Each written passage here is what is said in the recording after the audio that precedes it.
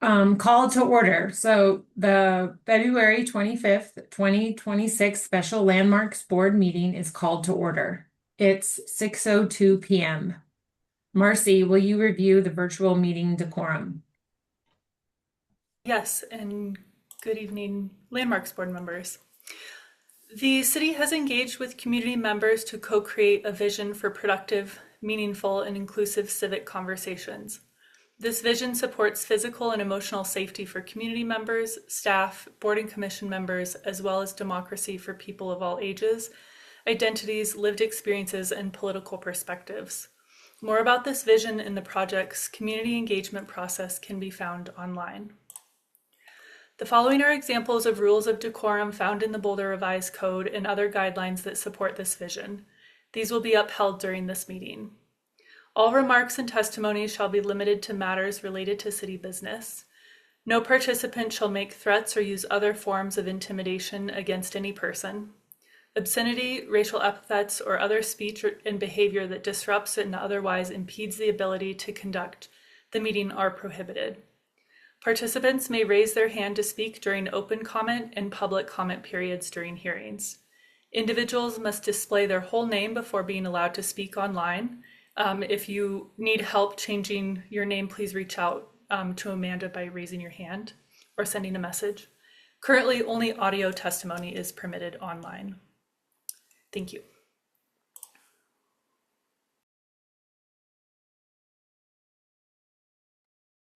The recording of this meeting will be available in the records archive on the YouTube within 28 days of this meeting. We will do a roll call and brief introductions. Michael? Michael Ray, Vice Chair, Landmarks Board. Abby? Abby Daniels, Landmarks Board member. Chelsea? Chelsea Castellano, Landmarks Board member. John? John Decker, Landmarks Board member. And I'm Renee Golobic, Landmarks Board Chair of the Landmarks Board. We do have a quorum this evening. We know that people who are here to participate may have some strong emotions about this project. We want to hear from you and found it's more productive if you are speaking to persuade us rather than to berate us, staff, or the applicant. As with the regular Landmarks Board meeting, you will only speak at the appropriate time during the public hearings. Requests to speak outside of those times are denied. We request that members of the public who wish to speak to us know by raising their virtual hand. As board chair, I will call for a roll call vote on any motions made. We do not have any minutes to approve or any open comment for the special meeting, so we will move directly to the public hearings. Let's move to the public hearings. Tonight we have 4 public hearings to consider adopting resolution to initiate the process for landmark designation pursuant to section 911.3 of the Boulder Revised Code 1981, or alternately issue a demolition approval pursuant to section 911.23 Boulder Revised Code of 1981 at the following properties. Item 5A, 976 Arapahoe Avenue. Item 5B, 986 Arapahoe Avenue. Item 5C, 990 Arapahoe Avenue. Item 5D, 1004 Arapahoe Avenue. The owner of all 4 properties is Boulder Presbyterian Senior Housing, Inc. I like to acknowledge that these are 4 separate hearings. However, because the properties are adjacent to each other and under the same ownership, we are going to streamline the public hearing format. The owners and applicants agree to this modified format, and there are a few things to note. There will be one single staff presentation. There will be a single applicant presentation with a maximum time of 20 minutes. There will be a single opportunity for public comment, which will follow the applicant's presentation. You will have 3 minutes each, and your comments should address all 4 applications. During deliberations, we need to be clear about which applicants we are discussing, and each applicant requires a separate motion. How we vote on one application does not influence how we vote on the others.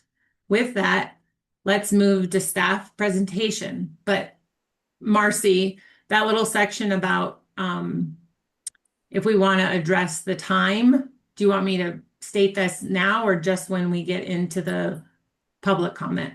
Why don't you do that now? Okay, so adjusting the times requires a motion. So I move. Oh, Renee, No. sorry. Yeah. I would just add and let everybody know that there's quite a few people. I think there's 47 people in this meeting this evening. When after the staff presentation and applicant presentation, we'll ask for folks who want to speak to the application to raise their hand, and then it's up to the board of how much time each speaker receives. And so it's generally the practice that if there are fewer than 12 speakers, it's 3 minutes each. If there are more than 12 speakers, the time's reduced to 2 minutes each. But that's the Landmarks Board's decision, and we'll get a kind of a raised hand to see how many speakers there are this evening. Okay, so we can do that during the public comment, right before the public Mhm. comment. Okay. So staff presentation. All right, thank you. All right, good evening, Landmarks Board members. I'm Marcy Gerwing, Principal Planner with the Planning and Development Services Department. These initiation hearings are legislative, which means the board does not need to reveal any ex parte contacts nor swear anyone in, but the rest of the hearing is similar to a quasi-judicial hearing. We will start with the staff presentation, followed by the applicant's presentation. After that, the hearing is open for public comment. After the last speaker, the owner has a chance to respond to anything that was said. Board members may also ask questions after each of the presentations and public comment. The public hearing is then closed and the board deliberates. A motion takes 3 votes to pass, and finally, a record of the hearing is kept in central records. The options in front of the Landmarks Board tonight are to initiate designation of the property as an individual landmark by adopting the resolution included as Attachment A. Then a Landmark Board designation hearing would be held between 60 and 120 days. Your second option is to not initiate landmark designation, in which case the stay of demolition would continue until March 26, 2026. If the board allows the stay of demolition to expire, staff will approve the demolition applications at the end of the stay.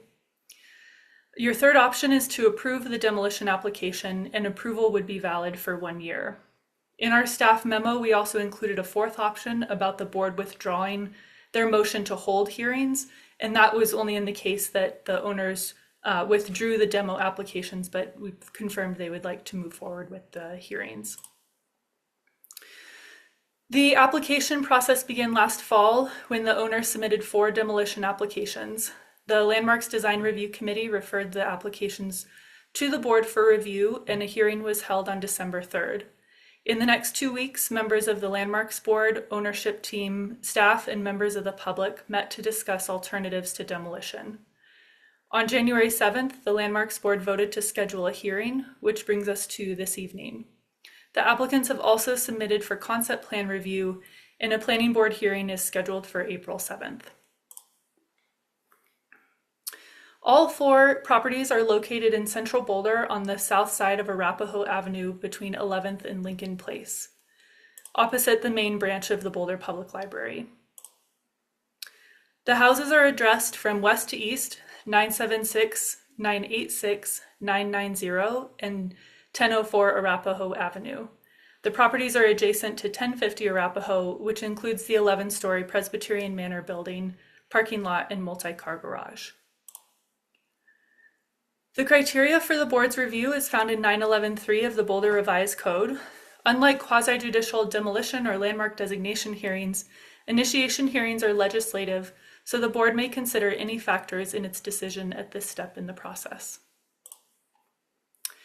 The criteria include 7 considerations: whether there is probable cause to believe the building may be eligible for landmark designation, whether there are currently resources available to complete outreach and analysis for the application, if there is community and neighborhood support for the designation, if the building needs protections provided through designation, if the proposed designation is consistent with the goals and policies of the Boulder Valley Comprehensive Plan, or if the proposed designation would generally be in the public interest. Some of the staff analysis is relevant to all 4 applications, so we'll review these first before looking at each individual property. The first criterion asked whether the building may be eligible for designation as an individual landmark. On December 3rd, the Landmarks Board determined that all 4 buildings are eligible for landmark designation, consistent with the purposes and standards in sections 911.1 and 911.2 of the Boulder Revised Code. Looking at the purposes and standards in section 911.1, staff finds that preservation of the buildings is consistent with the purposes and standards of the Historic Preservation chapter in that it would stabilize the neighborhood surrounding the Boulder Public Library, promote tourism by preserving Boulder's distinct and authentic character, foster understanding of the city's living history through the preservation of working-class housing constructed in the 1920s. Section 911.1 continues, stating that the purpose of the Historic Preservation chapter is not to preserve every old building in the city, but instead to draw a reasonable balance between private property rights and the public interest in preserving significant buildings by ensuring that demolition is carefully weighed with other alternatives. Initiation of landmark designation is used very rarely and last occurred in 2019. Since then, the Historic Preservation Program has approved 850 applications for the demolition of buildings over 50 years old. Alternatives to demolition considered during the stay included preservation in place on the individual lots, preservation incorporated into the larger site, on-site relocation, and off-site relocation. Key constraints of floodplain regulations and private on-site parking covenants were identified. However, it has not been demonstrated that either the parking or floodplain regulations prevent the feasible incorporation of the building into the redevelopment of the property. It has also not been demonstrated that the cost of rehabilitation is unreasonable, which is estimated to be between $120 and $130 a square foot compared to an average of $200 to $1,000 per square foot for rehabilitation. There's also an active concept plan review application for the redevelopment of the property. The applicant presented an alternative to demolition that demonstrates that the same number of units could be built on the property if the buildings were retained, assuming a 10-foot buffer behind the buildings.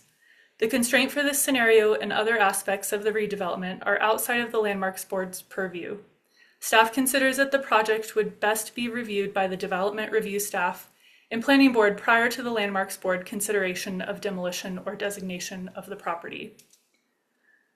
As I mentioned, there is an active concept plan review application for the redevelopment. During this review, Planning Board provides general direction to the applicants in a public hearing. The redevelopment will be reviewed through the quasi-judicial site review process, which evaluates projects for consistency with the comprehensive plan and other adopted plans of the community. This criterion also asks whether the designation is consistent with section 911.2, which says the City Council has the authority to designate a property as an individual landmark. The process may be initiated by the property owner, a recognized historic preservation organization, the Landmarks Board, or the City Council. For these 4 properties, the Landmarks Board voted to schedule a hearing to consider initiation of the landmark designation process. Continuing with the criteria in 911.3, the second criterion asks the board to consider whether there are staff resources available to complete the necessary community outreach and analysis. It is within staff's work plan to manage the applications, including the community outreach and historic analysis. However, other projects will need to be delayed, and the application processing times may be impacted while the application is in process. The third criterion asked if there is community and neighborhood support for the proposed designation. There has been some community interest in the building since the applications were publicly noticed in December of 2025. 10 members of the public spoke at the public hearing, 4 community members attended meetings, and a newspaper article was published in late January. Since the last public hearing, 2 community members have written the Landmarks Board about the proposal. One was in support of the demolition application and one was in support of initiating landmark designation. One community organization, Historic Boulder, also wrote in support of initiating the landmark designation process. The 4th criterion asks whether the buildings need the protections provided through designation. There is an active application for full demolition for each of the 4 buildings. If the Landmarks Board does not take action on the demolition applications prior to the March 26th expiration of the stay of demolition, the demolition of the building will be approved per section 91123 of the Boulder Revised Code. The 5th criterion asks if the boundaries of the historic district are appropriate. While the current applications do not propose a historic district, boundaries are determined as part of a designating ordinance if the process moves forward. The 6th criterion asks whether, in balance, the proposed designation is consistent with the goals and policies of the Boulder Valley Comprehensive Plan. Staff considers that the relevant policies include 2.27 Historic or Cultural Resources, 7.07 Preserve Existing Housing Stock, 2.09 Neighborhoods as Building Blocks, and 2.10 Preservation and Support of Residential Neighborhoods. Starting with Policy 2.27, Historic and Cultural Resources, it says that the city will identify, evaluate, and protect significant buildings and sites with input from the community, and that the city will seek protection of significant historic and cultural resources through local designation when a proposal by the private sector is subject to discretionary development review. Staff finds that the initiation of landmark designation is consistent with this policy, as the buildings proposed for demolition are eligible for landmark designation, and the proposed redevelopment requires discretionary development review, in this case, concept plan and site review. If the buildings are approved for demolition now, the Planning Board will not have its opportunity to consider whether the building should be landmarked as a condition of site review. Policy 2.07, Preserve Existing Housing Stock, recognizes the value of their existing housing stock and encourages its preservation and rehabilitation, particularly for housing serving low and moderate income individuals and households. Staff finds that preservation and adaptive reuse of the buildings is consistent with this policy, as it retains existing residential structures that contribute to housing diversity and neighborhood stability. While the policy emphasizes affordability in a residential use, staff considers that preservation and adaptive reuse can also support long-term community value. Policy 2.09, Neighborhoods as Building Blocks, emphasize the importance of neighborhoods and states that all neighborhoods should offer unique physical elements of the neighborhood character and identity, such as distinctive development patterns or architecture and historic or cultural resources. Policy 2.10, Preservation and Support for Residential Neighborhoods, says the city will work with neighborhoods to protect and enhance neighborhood character and livability and preserve the relative affordability of existing housing stock. It also states the city will seek appropriate building scale and compatible character in the redevelopment projects. Staff finds initiation of landmark designation is consistent with these policies, as preservation and adaptive reuse of buildings maintain the unique physical elements that contribute to neighborhood character and identity. Incorporating the building into the proposed redevelopment would reinforce the historic development pattern of the area, maintain neighborhood building scale, and strengthen compatibility with the character of the surrounding neighborhood. Staff further finds that reuse of the building would be in the public interest by providing opportunities for neighborhood-serving uses that foster community interaction and strengthen overall community character. As previously mentioned, there is an active concept plan application for the redevelopment. The Planning Board will review the application in a public hearing on April 7th. The redevelopment will be reviewed through the quasi-judicial site review process, which evaluates projects for consistency with the comprehensive plan and other adopted plans of the community. This final criterion asks whether the proposed designation would generally be in the public interest. Staff finds that initiating the landmark designation would generally be in the public interest, in that initiating the designation process would prevent the loss of a significant building and allow Planning Board its opportunity to determine whether protection of this historic resource is in balance with other goals and policies of the Boulder Valley Comprehensive Plan.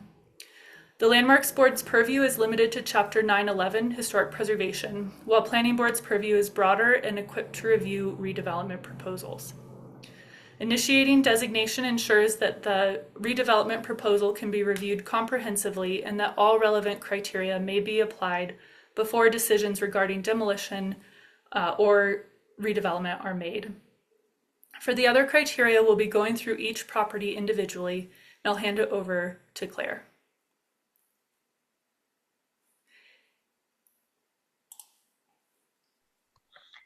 Thank you, Marcy. I am hopefully sharing my screen.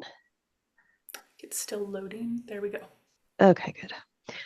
I'm Claire Brandt. I am a historic preservation planner in the Planning and Development Services Department, and I will be talking about the significance and some other details of these properties. So starting with 976 Arapahoe Avenue, the westernmost property, this one-story frame building was constructed in 1927 by Frank Creamer. The house is significant as an example of the craftsman bungalow style, and also for its association with past residents who exemplify the cultural and social heritage of the community, including Merle Erkenbrack, who was a sign painter in Boulder for more than this. Also for its environmental significance as part of a block of 4 houses dating to the area's early residential development and that contribute to the character of the neighborhood as intact representatives of the area's past. While looking at alternatives to demolition, the constraints identified were the floodplain height and cost of repair.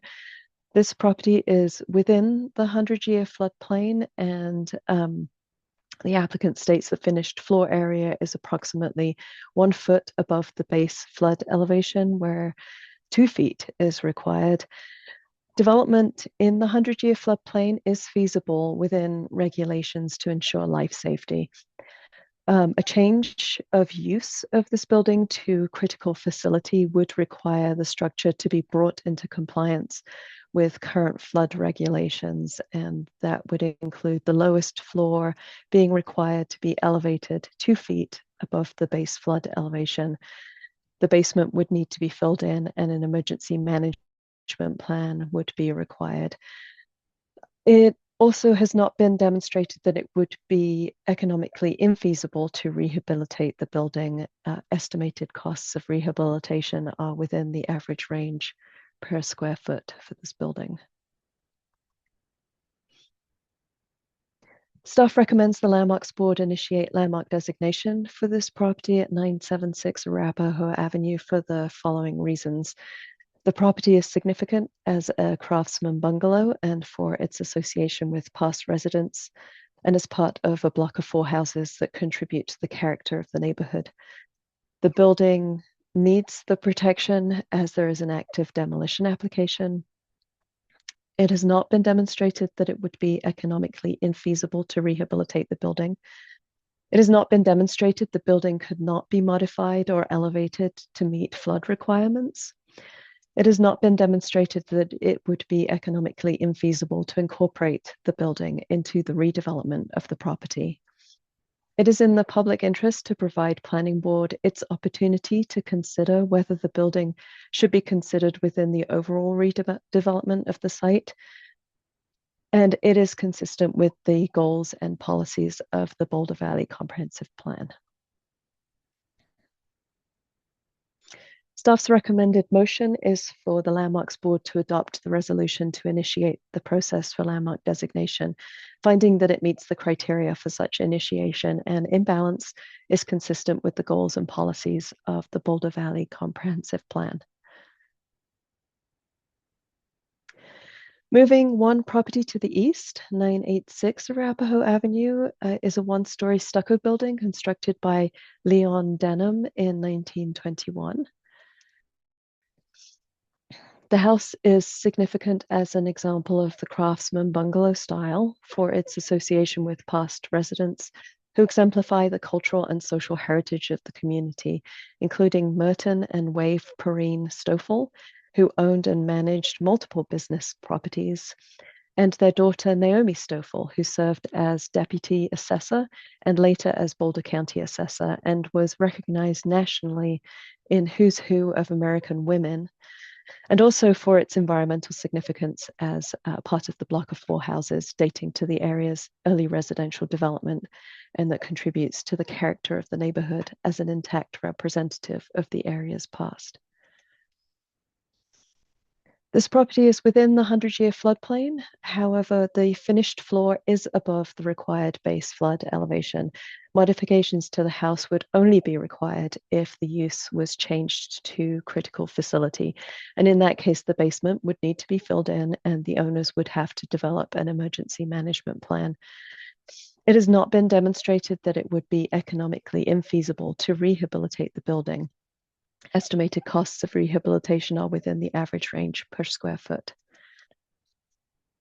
Staff recommends the Landmarks Board initiate landmark designation for the property at 986 Arapahoe Avenue for the following reasons. The property is significant as a craftsman bungalow and for its association with past residents and as part of a block of 4 houses that contribute to the character of the neighborhood. The building needs the protection as there is an active demolition application. It has not been demonstrated that it would be economically infeasible to rehabilitate the building. It has not been demonstrated that it would be economically infeasible to incorporate the building into the redevelopment of the property. It is in the public interest to provide Planning Board its opportunity to consider whether the building should be considered within the overall redevelopment of the site, and it is consistent with the goals and policies of the Boulder Valley Comprehensive Plan. For those reasons, staff's recommended motion is for the Landmarks Board to adopt the resolution to initiate the process for landmark designation, finding again that it meets the criteria for such initiation and in balance is consistent with the goals and policies of the Boulder Valley Comprehensive Plan. Moving one property to the east again, 990 Arapahoe Avenue is a 1-story frame building constructed in 1922. The house is significant as an example of the craftsman bungalow style with a very unusual hooded porch for its association with past residents who exemplify the cultural and social heritage of the community, including Charles Clapp, who volunteered as a union representative, and sisters Bertie Crowell and Virginia Campbell, whose lives reflect the employment of women in professional roles during the mid-20th century. And also for its environmental significance as part of a block of 4 houses dating to the area's early residential development that contribute to the character of the neighborhood as intact representatives of the area's past. The property is within the 100-year floodplain. However, the finished floor is above the required base flood elevation. Modifications to the house would only be required if the use was changed to critical facility. And in that case, the basement would need to be filled in and the owners would have to develop an emergency management plan. It has not been demonstrated that it would be economically infeasible to rehabilitate the building. Estimated costs of rehabilitation are within the average range per square foot. Staff recommends the Landmarks Board initiate landmark designation for the property at 990 Arapahoe Avenue for the following reasons. The property is significant as a craftsman bungalow with an unusual feature, and for its association with past residents and as part of a block of 4 houses that contribute to the character of the neighborhood. The building needs the protection as there is an active demolition application. It has not been demonstrated that it would be economically infeasible to rehabilitate the building. It has not been demonstrated the building could not be modified or elevated to meet flood requirements if used as critical facility. It has not been demonstrated that it would be economically infeasible to incorporate the building into the redevelopment of the property. It is in the public interest to provide Planning Board its opportunity to consider whether the building should be considered within the overall redevelopment of the site, and it is consistent with the goals and policies of the Boulder Valley Comprehensive Plan. Staff's recommended motion is for the Landmarks Board to adopt the resolution to initiate the process for landmark designation, finding that it meets the criteria for such initiation and in balance is consistent with the goals and policies of the Boulder Valley Comprehensive Plan. The easternmost subject property, 1004 Arapahoe Avenue, is a one-story frame building constructed in 1927 by Frank Creamer. The house is significant as an example of the craftsman bungalow style and of working class housing constructed prior to the Great Depression, and for its environmental significance as part of a block of 4 houses dating to the area's early residential development that contribute to the character of the neighborhood as intact representatives of the area's past. The property is within the 100-year floodplain. However, the finished floor is above the required base flood elevation. Modifications to the house would only be required if the use was changed to critical facility. In that case, the basement would need to be filled in and the owners would have to develop an emergency management plan. It has not been demonstrated that it would be economically infeasible to rehabilitate the building. Estimated costs of rehabilitation are within the average range per square foot. Staff recommends Landmarks Board initiate landmark designation for the property at 1004 Arapahoe Avenue for the following reasons. The property is significant as a craftsman bungalow, as an example of working class housing constructed prior to the Great Depression, and as one of 4 houses that contribute to the neighborhood character. The building needs the protection as there is an active demolition application. It has not been demonstrated that it would be economically infeasible to rehabilitate the building. It has not been demonstrated that it would be economically infeasible to incorporate the building into the redevelopment of the property. It is in the public interest to provide Planning Board its opportunity to consider whether the building should be considered within the overall redevelopment of the site, and it is consistent with the goals and policies of the Boulder Comprehensive Plan.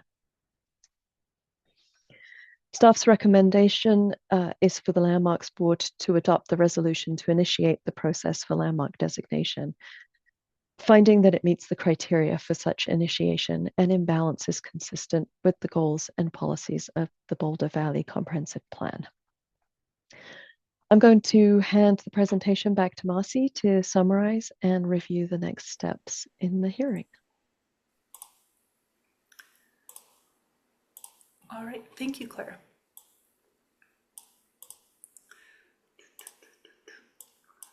All right, here's a summary of the significance and feasibility of the redevelopment for each of the houses. All houses are significant. All of the houses are significant as examples of the craftsman bungalow style and representative of working class housing built in the 1920s. They each have environmental significance for their visual prominence along Arapahoe Avenue and are part of an identified potential historic district. The house at 1004 Arapahoe was constructed by Frank Creamer, and the estimated cost of rehabilitation is about $213 a square foot. And for this house, the current finished floor area is above the required base flood elevation. The house at 990 Arapahoe is associated with the Clapp family, Bertie Crowell and Virginia Campbell. The estimated cost of rehabilitation is $122 a square foot, and the current finished floor area is above the required base flood elevation.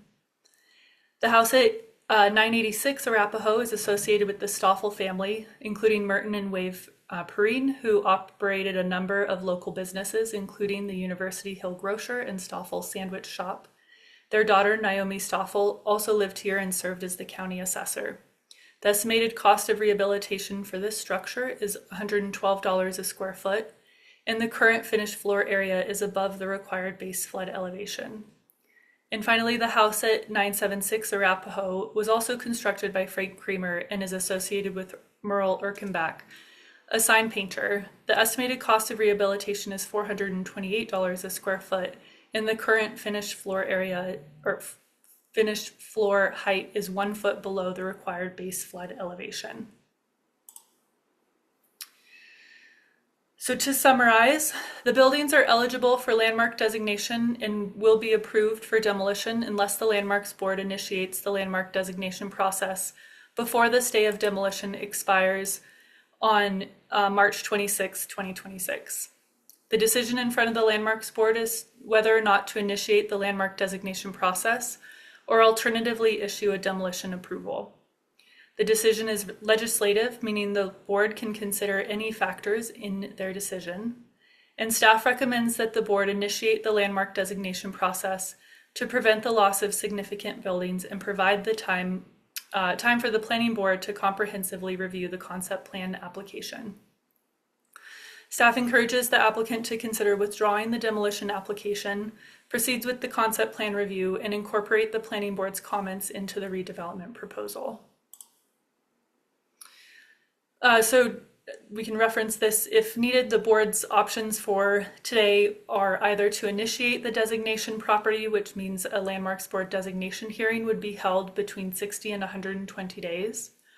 To not initiate landmark designation, in which case the stay of demolition would continue and expire on March 26th, or to approve the demolition application, and that approval would be valid for 1 year. That concludes our staff presentation, and I welcome any questions you may have. Following board questions, we will move to the owner presentation, followed by public participation. After the final speaker, the owner will have an opportunity to respond to anything that was said, and then move to the board deliberation and motions. With that, does the board have any questions? I have a question. Michael. Oh, sorry. Chelsea had her hand up. Go for it, Chelsea. Thanks. Marcy, can you speak to where this project is within the planning board review process? Because I know part of this project, the success of this project is based on keeping like a rather aggressive schedule. And so I'm curious where they are in that process, and if you can speak to that. Yeah.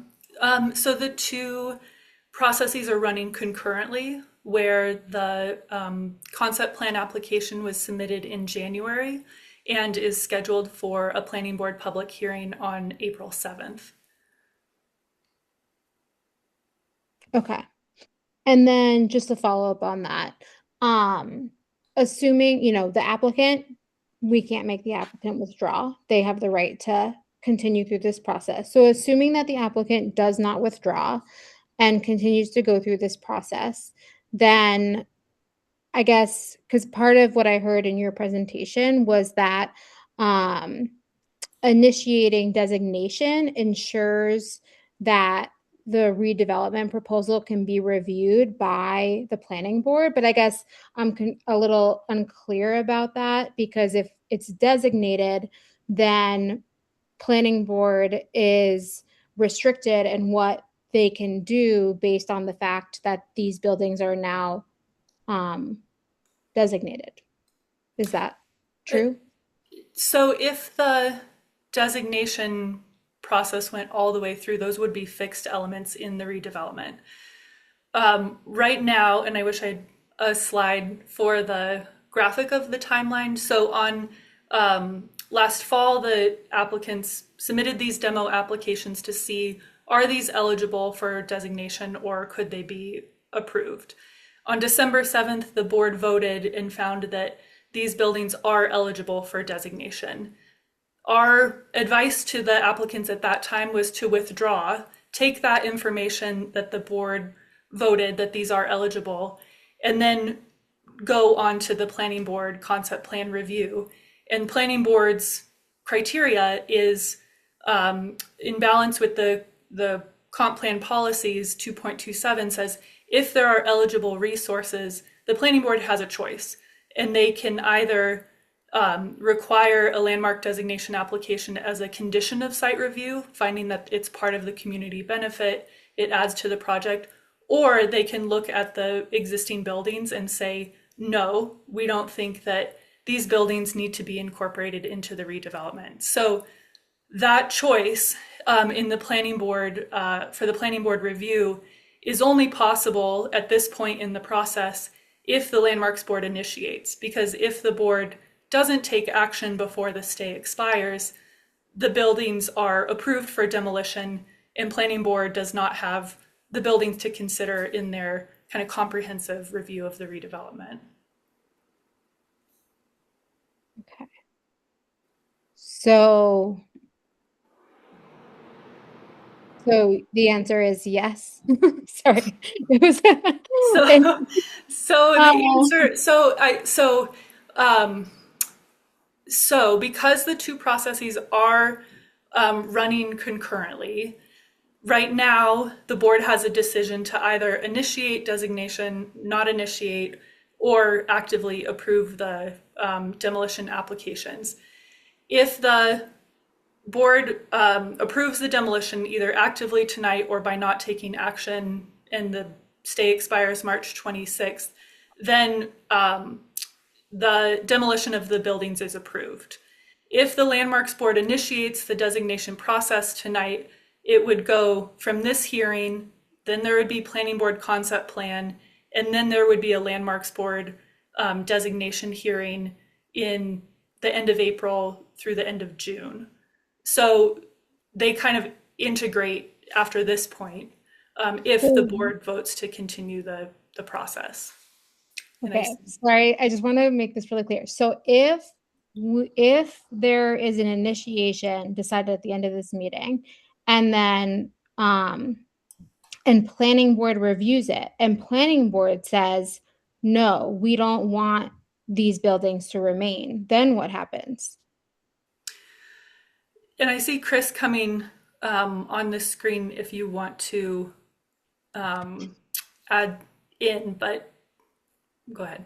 I just want to make clear that, the decision for the Landmarks Board tonight is not to, designate these properties, whether or not to actually designate the properties. It's just to start the formal process of answering the question whether or not to designate them formally. Well, I understand that, but it's been stated that it's within the public interest to designate for this specific reason. So I'm trying to understand how this works out in the different scenarios where it like staff is saying we should initiate, so it gives planning board more options. And so I'm trying to understand when it gets to planning board, if there's an initiation and then a designation, but planning board has made a different decision in between these two meetings, like what happens in that case?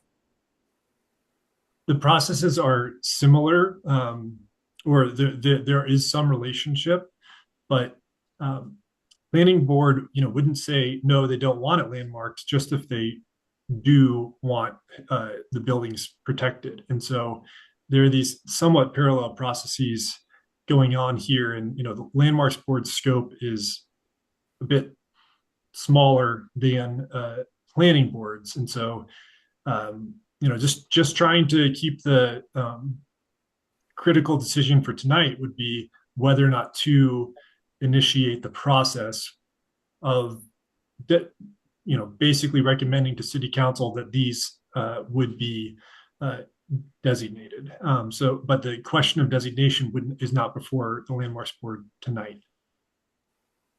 I understand.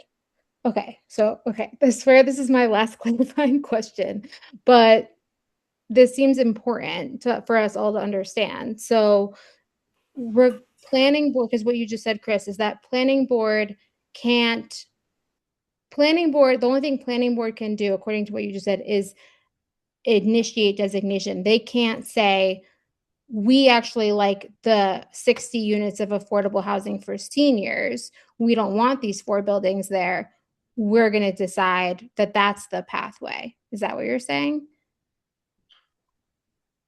Planning board doesn't decide whether or not something gets designated. They just could require it to be that the applicants protect the buildings through because of their historical significance. The only way they would actually get designated is through the formal designation process, which is Landmarks Board purview. But again, that's not tonight. It's just whether or not we want to start that process.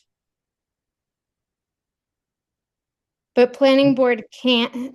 So planning board has the power to initiate, but it doesn't have the power to say, we like the applicant's proposal. Planning Is it- board can require protection, but not, they don't have the power to initiate designation. Okay. That's per the code. That can come from various ways, but would have to follow the code Okay. route. So, all right, that helps clarify. Thank you. You're welcome.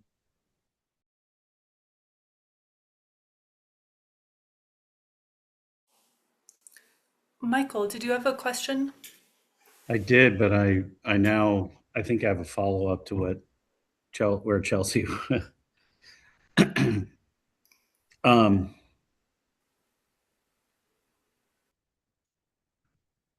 going to go back to what I was originally going to ask because I'm now a little confused about, in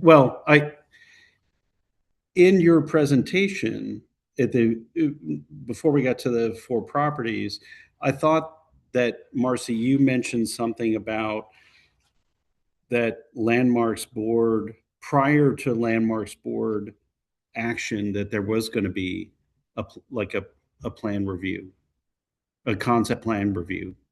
If you go back to one of your earlier slides, I don't know where that was, but. Are you thinking of the process slide that had each of the steps? No, Oh. it was a green font, Hmm. I think. I'm actually a little bit sick, so who knows Oh. what color it was. Okay. Maybe it was blue. Oh, And It it had might something- help if you ask your question. I know there's like 60 slides or so. Yeah. So I don't know. I thought I heard you say, and I read it, that there was some concept review prior to Landmarks Board decision. And I didn't know whether that was coming from our previous hearing where we asked for that, or whether, I don't know what that was, what the context of that bullet point was. Yeah, so there is the active concept plan application that is scheduled for a planning board hearing on April 7th. And so if the board initiates the designation process, that planning board public hearing would happen before the Landmarks Board designation hearing. Oh, okay. Maybe that was it. Okay. So that's just procedure, like just a matter of the calendar. That's just a matter of the calendar and the Maybe that stay of is related demolition. to Yeah, Chelsea so- was saying. But the planning board review doesn't happen before the stay of demolition expires, which is March 26th, and then the planning board hearing is about a week later. Yeah, I think we're just talking about an alternate scenario than the stay of demolition. I'll get to my question, which was, you mentioned that it's in a potential historic district, and can you elaborate on that? Sure. So Boulder's, The 4 houses. yeah, Boulder's potential historic districts were mostly identified in the 1980s when there was a major effort to survey, and a goal that we achieved to survey everything built before 1940.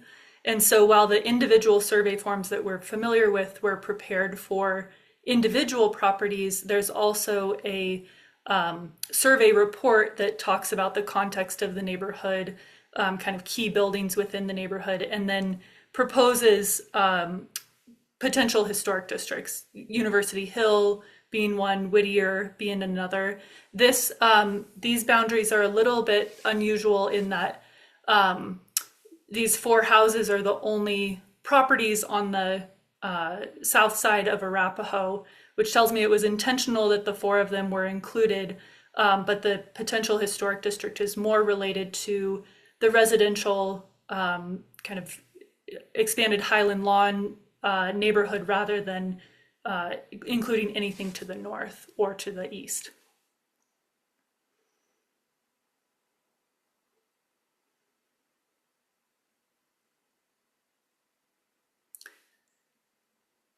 Any other questions for staff? Marcy, can you go to slide 57? Oh, thank you for the slide number.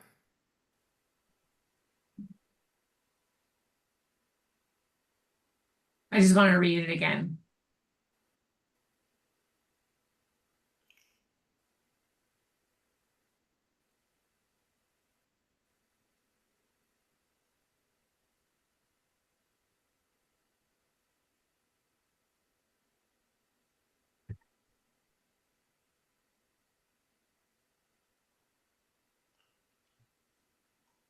Okay. I'm good. I think there'll be more questions when we get further down. Okay. If there are no other questions for staff, we'll move to the owner's presentation and last call for questions, staff questions at this point. All right, and then Amanda is here to help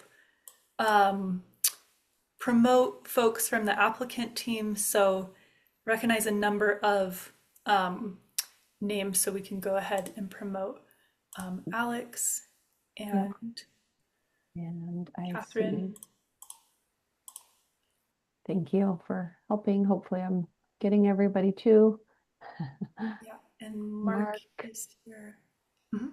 There's Mark. Ooh.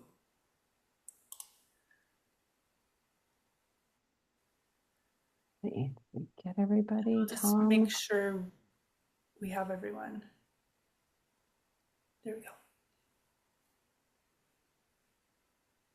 Tom Otteson too. I'm sending you a, there you go. Okay. And make sure you can share your screens. I'm not sure who will be running the presentation, but I'll give you access to share. Oops. I'll do that. Okay, Catherine, thank you. And is this everyone from your team? I thought there might be another Mark. There's Mark Hawk. He's not needed for the presentation, but for questions, he could be really helpful. Great. Sure. Okay, just holler at me if anyone's missing, but I think we got everybody. And if it's helpful for the Landmarks board members and our applicants, I can run a 20-minute timer. It'll show up in the corner of my Zoom. That'd be great. Okay.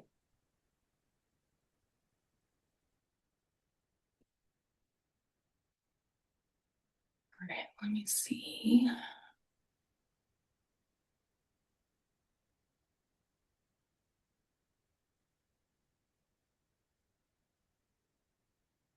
All right, is that showing just the presentation for everybody? Yes.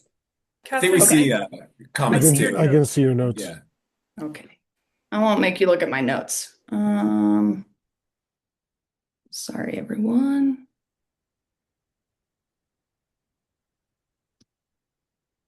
Slideshow.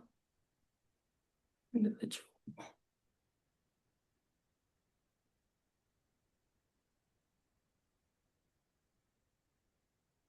How about that? Yes. That looks good. It's good. Okay, great. I just will speak without my notes. So it's great to see you all again today. We really appreciate the partnership. And I'm sorry we're not in person. And I do wish we had the snow that we had that forced us to be virtual last December. And I will say, I feel like it's proof that we've been spending a lot of time together, that our presentation is structured pretty similarly to staff. So we wanted to run through this timeline. Our team's been working on this for about a year. We had our first pre-app back in July. And two things I just want to kind of pull up here. It was back at our meeting on December 15th that we said we were planning to submit for concept. And so staff board was aware that that was going to happen. And then it wasn't until February that we heard that maybe we should just go forward with that process first. So I think I just want to kind of talk through this process, and we really appreciate the collaboration. It's been nice to meet all of you in person and to talk through these things. And I wanted to next just talk a little bit about why the applicant decided not to withdraw its applications for demo. So as we learned about this process a little bit, we heard that we could go to concept hearing with planning board, and concept hearing is not binding. It's good feedback. And then perhaps a council call up, and then staff said go back to landmark process and probably pay the $7,200 demo permit fees again for this nonprofit, and then get to that landmarks board vote, which would probably not come until Q4 of this year. And you all have been so responsive to the urgency of getting these housing units online and this project that this was just kind of a way to show the reason that they wanted to get a decision tonight. So tonight's decision, and I have a question about this, I thought was to just vote to designate today or vote to approve demolition. And that was the language from the January meeting. But I've heard you all can also just not vote. And I would love some clarity later on if that's the case. So if you vote to designate today, President Manor is going to stop its entitlement work. We've done a lot of iterations, and we'll show you more that the project just isn't feasible with the houses there. If you vote to approve demo today, President Manor can move forward, concept hearing can move forward, but also the partnership to help relocate the houses can move forward over the next year. We'll get to that LIHTC application in Q1 of next year. This is the clearest and fastest path to new senior affordable housing. So the other thing I saw in the staff memo that I think is really different about today's meeting is this quote, and that's the decision is legislative, meaning the landmarks board may consider any factors in their decision. And we'll go through code and talk about why we think a demo application should be approved according to code. But we also want to say these other factors like floodplain, feasibility, and just the opportunity to create this housing should be considered by you all. So here's the site, and you all know it, all 5 properties. And here's the survey of it. And we bring this up because it shows the buildings, shows the property lines, but it also shows, sorry everybody, it also shows this light blue. And this light blue is that 100-year floodplain. It's most of the property, except for this, which is 500-year. And it's 500-year because that's where the topography starts to go up. And this is not in the floodplain because that's where the topography is significantly steep. We can't build anything there. And so you all are now familiar with this property, and that floodplain is really important because all 4 of these houses flooded in 2013. They'll flood again. We don't know when, but they will. And as staff mentioned, the Boulder Revised Code prohibits a critical facility in the 100-year floodplain without floodproofing. So that's why we can put the new property into the floodplain, because there are no units on that first floor. It's elevated. 976 first floor would need to be raised above base flood elevation. And then we'd also have to abandon all of the basements. And abandoning all the basements cuts the square footage in half for these properties. So those per square foot cost numbers basically double. And beyond that, it disrupts the historic integrity. Not to mention, it's very expensive, and our general contractor hasn't even figured out if it's feasible. And so just as a philosophical question, do you want to preserve properties in the floodplain, or if you have the opportunity to partner and try and move them, should we consider that instead? We also looked at different alternatives, right? We all did this together. What happens if we build only on the tower parcel? That doesn't work because it doesn't give us the number of units we want, and it doesn't give us the required parking, and we'll come back to that. What happens if we consolidate the lots and then use the buildable square footage? Well, we can get the unit yield, but we can't get the parking that is required. So the only path forward to get to these 60 units, which makes the project much more financially feasible, is to consolidate the lots. All right, so why doesn't this work? Why can't we just say, let's keep these houses and incorporate them, or let's attach them to the building?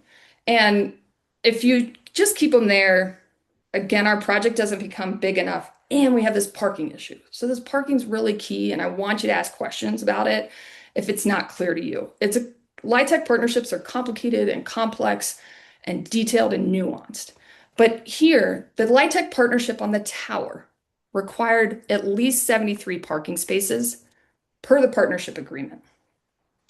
And we went and asked the investor, can we change that? And they said no to us. And then they just sent us a letter that said, no, you can't do this. And reducing that parking, if Pres Manor were to be like, this is for the birds, we're going to reduce the parking to build more units, it actually is considered a major default in their partnership agreement. That creates over a $10 million liability for this nonprofit that's just trying to provide affordable housing. And more importantly, it would take away its ownership rights. This nonprofit would no longer have the right to own the property after the end of the tax credit partnership. And this property doesn't have a permanent affordable covenant on it. And I can tell you the bank would turn it into market rate housing in a heartbeat at the end of the CHFA's land use restriction agreement. Not only that, the parking's in use. I love the aspiration that we're going to reduce the number of cars, but the reality is it's full. And the new units will require more. And it's not just parking for the residents, but it's also parking for the required services of senior housing. They have occupational therapists, they have physical therapists, they have home health aides, they have food services, they have laundry services that come in and use those parking spaces to help support our local residents, our neighbors. And if you were to try and relocate that parking, which, to be clear, Pres Manor has even tried asking for the Alfalfa's parking lot, we're creating a hazard for our residents, and I'm not sure that the investor would approve it. So what about this question of incorporating the houses into the new design? We've gone through this. They're not suitable for senior housing. They're not ADA, but if they were incorporated into LIHTC, they'd need to be ADA and they'd need to be much more energy efficient, whether that's common area or as a unit. Basements would need to be abandoned. And then there's this question of that 10-foot buffer between the new building and the existing buildings. So that buffer is required by the International Building Code. Planning Board has no ability to change that code. It is something that is required of every building. And even if you took away that buffer, it wouldn't create enough space for another row of parking. So we wouldn't get any more parking that we've studied with our architects. Beyond that, if you were to say, what if the building's attached? Because I've seen that done elsewhere. This is a different type of building typology than you've probably seen, and it's also a different types of use. So we talked about how these finished floor elevations are different, right? That one of the houses would need to be elevated above. So we'd have to elevate that one, but they're all at different heights. And so if you were to attach those to the building and make them accessible from the building, we'd have this complicated system of ramps needed to make those spaces accessible to the building. Or we need to have a full firewall. And that full firewall is the entire back of the house, but it also moves above the house. So we would lose some units because we'd lose windows on by attaching these buildings and the required building code, which Planning Board can't change. All right, so now we're going to talk about the code, and I won't read the code again because Marcy just read it all, but I will pull out a few things. So here we want to know, are we providing significant examples of architectural styles of the past? And this got me to thinking, are these examples significant or are they simply representative? And I'll let you read those definitions, but I'll let you also know what I learned in my research. I looked at the opinion report that was provided in the December meeting. I looked at the Front Range Research Associates report. And when I went through those, I was reading the words and they said things like a good example or representative. So I started reading them for a bunch of neighboring buildings.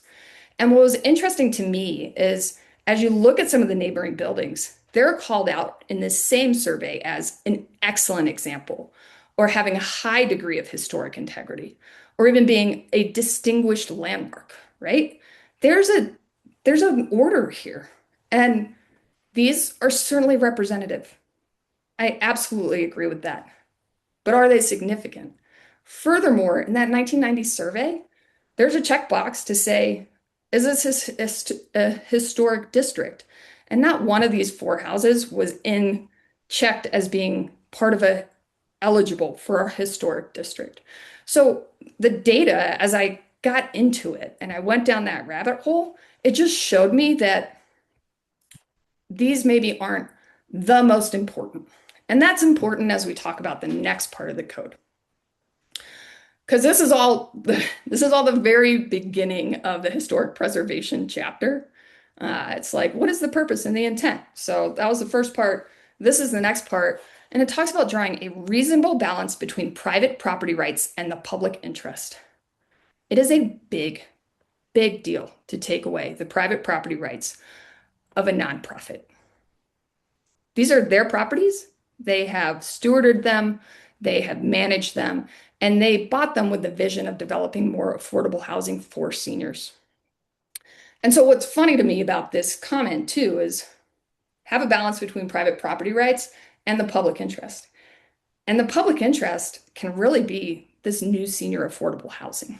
So you're actually getting both. You don't have to balance between them. You got to go all out on both of them. And let's remember that as you make your decision today. The next part, we talked about being energy efficient and accessible, and the houses just aren't, but the new building will be. And we'd love to help create the density that decreases greenhouse gases in an urban core. All right, so next part of the code, the criteria for review tonight. And I wanted to call out 3 things. First, is there community and neighborhood support for the proposed designation? There was equal argument in December, and there were equal written comments today. Second, in balance, does the proposed designation, is it consistent with the comp plan? And the comp plan is really important. We're rewriting it now. And yes, historic preservation is in there. It's on a couple of pages. Housing has an entire section. Not only that, when it was amended in 2015, it said there are 2 focus areas. One of them was housing affordability. So when we look in balance, that housing, it takes more of a front seat in that comp plan. And then again, being in the public interest, I go back to senior affordable housing. We need it so badly, and we have a local nonprofit partner who wants to provide it. So I'll hand it over to Mark here to talk about these next slides. Sure. Thanks, Catherine. So, we're asking for your help as the board, really, to deliver more permanently, and it is permanently affordable senior housing downtown in probably one of the most ideal locations around. We want to build upon our community and the success of the LIHTC renovation that we just recently completed for the 78-unit tower. And I don't think it surprises anybody that there's an affordable housing and certainly a senior affordable housing crisis that's evident, and it continues to grow. Presbyterian Manor already has a years-long wait list that's only going to get longer. We are a nonprofit that's deeply experienced in high-quality senior affordable housing management, and the trade-off is 4 market rate units versus 60 permanently affordable senior homes. Those houses are not affordable, they are market rate. And I want to remind everyone that Pres Manor has already made significant contributions to historic preservation. We restored and preserved the 1962 Hobart Wagner design tower. And we specifically made sure that we did no significant changes to the exterior of the building. It would have been much cheaper and certainly easier to remove the railings. And instead, we repaired them, replaced them, refinished them so that there would not be any significant changes and it would reflect its historic place.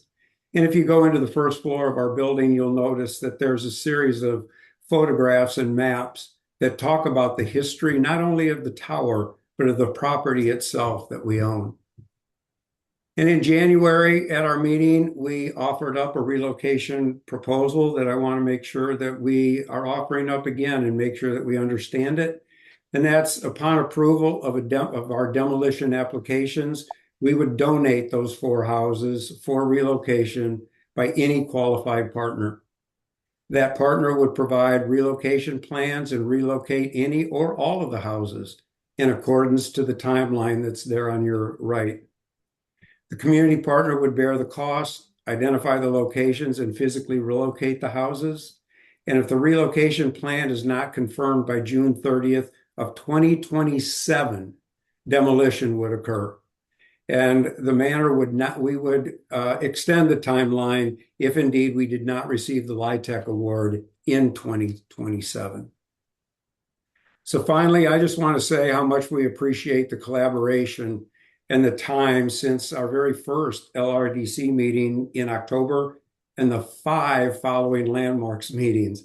We've gotten together quite a bit, and I think we've really worked together well. Relocation offers the most realistic path to balance the preservation goals with flood safety and community housing. And remember, this decision is legislative, so it means that the Landmarks Board may consider any factors in their decision. And although the houses are representative of the Craftsman bungalow form, they are not significant. So after an extensive analysis, as well as multiple options that we've discussed together, there is no feasible path that preserves the houses on site while also delivering the permanently affordable senior housing project. And Presbyterian Manor will not move forward with the proposed development in the event of designation. So we respectfully request once again that the Landmarks Board approve the demolition permit tonight. And you know, while I was preparing for tonight's meeting, the thought occurred to me that our missions are actually quite similar. The Landmarks Board's mission is to preserve historically significant structures and the stories behind them. And the mission of Presbyterian Manor, it's to preserve Boulder seniors who can tell those stories. Thank you.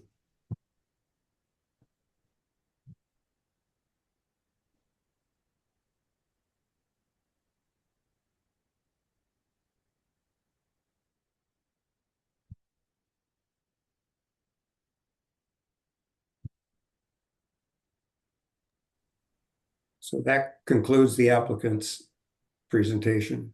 Questions? Marcy, are we, can we ask questions? Yes. Okay. Does any board member have any questions for the applicant at this time?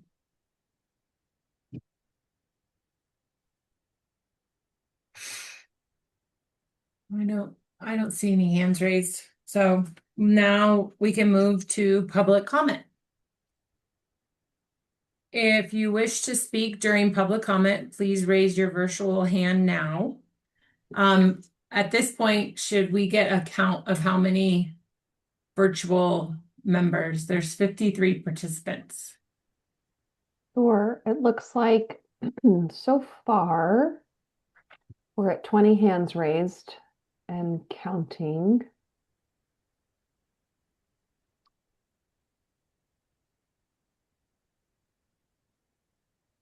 So I believe it's the board's decision on how much time you'd like to allot everyone. Yeah, so do we want to adjust the times, which requires a motion to allow for that 3 minute to be 2 minute? I move that we revise the 3 minutes to 2 minutes, given that we have greater than 12 willing public speakers. Okay, do I have a second? I'll second that. I roll call vote. John? Aye. Chelsea? Aye. Abby? Aye. And Michael? Aye. And I say aye. Motion passes 5-0. So we'll move to public comment. If you wish to speak during the public comment, raise your hand. virtual hand. Virtual attendees, please raise your hand or press *9 if you want to speak. You will need to state your full name and raise your hand and swear to tell the board the whole truth. Great. You will have Sorry, 2 minutes. Renee. Okay. No, I'm just trying to read like all through the little things. You will each have 2 minutes per the speakers. Okay, and I'll just go in order of the hands that I see raised, and I'll kind of queue up the next person. So first up is Susan Connolly, followed by Teresa Brown. And I will run a 2-minute timer in the corner of my screen if you want to look there. And I'll allow each of you to unmute yourselves. So we'll start with Susan Connolly and then Teresa Brown. Susan, you can go ahead. Okay, good evening. I don't know if you can see me or not. Susan Connolly, 7393 Poston Way in Boulder. I served as the executive director of the Colorado Chautauqua Association, 2003 to 2015. I have a deep understanding and appreciation. Tell the truth. Sorry. Oh, sorry, yes, of course. Okay. This is Chris Reynolds, attorney for the board. It's a legislative matter, and so it's not quasi-judicial, so we actually don't need to swear anybody in tonight. Oh, But okay. I like your instinct. So. Good to know on the first one. Okay, start the 2 minutes over. Go ahead, Susan. Okay. Apologies. I served as the executive director of the Colorado Chautauqua Association for 12 years. I have a deep understanding and appreciation for historic preservation. I speak tonight, having served for the last 5 years on the Fraser Meadows Board of Directors, another longtime nonprofit senior living organization in our community. And I speak in support of the Presbyterian Manor development proposal and against the landmarking recommendations. Boulder is an aging community. Housing for seniors, particularly for income qualified seniors, is in very scarce supply.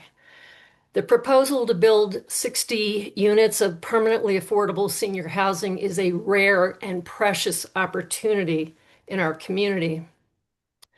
The 4 bungalows may meet the technical requirements for significance, but they're not precious to the Boulder community. Preventing 60 units of affordable senior housing to preserve 4 tiny market rate homes would not be seen as being in the public interest by our broader community. Please do not initiate the landmarking process for these bungalows. Please do issue the demolition approval so that this important project can move forward and serve our community. Thank you. Thanks, Susan. Great, thank you, Susan. Apologies, this will just take me a second to get used to running the timer at the same time. All right, next up, I'm sorry. Next up is Teresa Brown, followed by Lynn Kendall Wilson. Teresa, you have 2 minutes. Good evening. Thank you for letting me speak on behalf of the Presbyterian Manors application. Can you hear me? Yes, we can. Okay. I graduated from CU Law School in 1987 and have been in the area for most of the time since then. Therefore, it's my contemporaries, meaning people in my age group, who are the most interested in having additional affordable senior housing in Boulder. However, my comments tonight are not directed at the proposed new use of the land, but rather whether the houses individually are worthy enough to be considered historic for indefinite preservation. In my opinion, they are not when considered individually. Hundreds of craftsman bungalows can be found throughout Boulder. So how can that be a reason? Is a soffit that might have a small, interesting design or unusual porch hood be enough to preserve a whole house? Has anyone heard of the former residents of any of the houses? These are not Frank Lloyd Wright homes. In fact, the architects are unknown, only the builders. Therefore, are any of these therefore significant buildings? I think the clear answer is no. Therefore, the only real consideration of this board relates to the historic districting, including the 4 houses together. I note that under policy 2.1, the board needs to consider the neighborhood serving uses that foster commercial uses that strengthen overall neighborhood character. Oh shoot, my 2 minutes are almost over. I want to note that past boards have not preserved similar houses on that part of Arapahoe Avenue. I believe those past boards accepted the changing nature of the neighborhood to commercial, public, and multifamily housing. I guess that's the end of Sorry about the little music in the background there. Thank you, Teresa. Great. Next up is Lynn Kendall Wilson, followed by Martha Patton.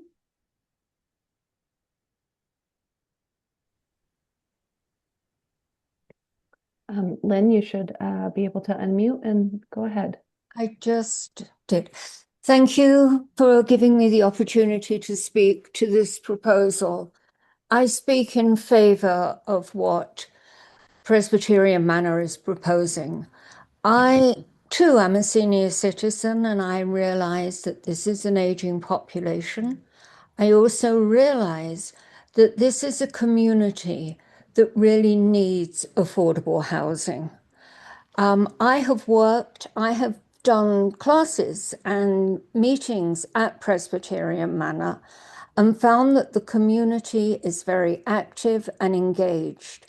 We did a course on flourishing in the third, which really put to death the stereotypes of older people.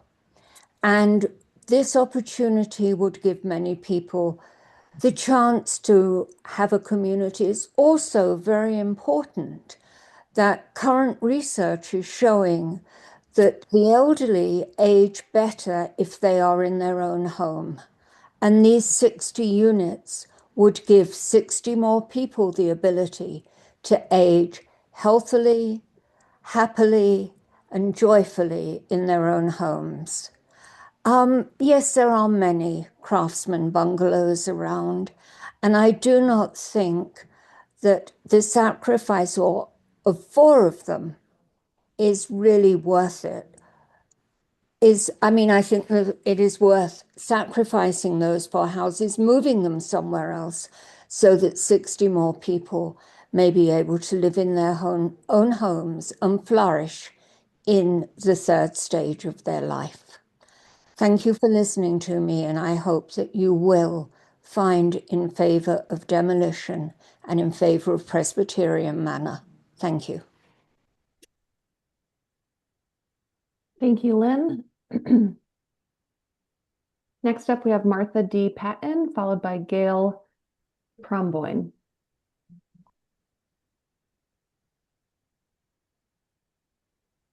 Go ahead, Martha. Hi. Thank you. My name is Marty Patton. I'm a former resident of Presbyterian Manor.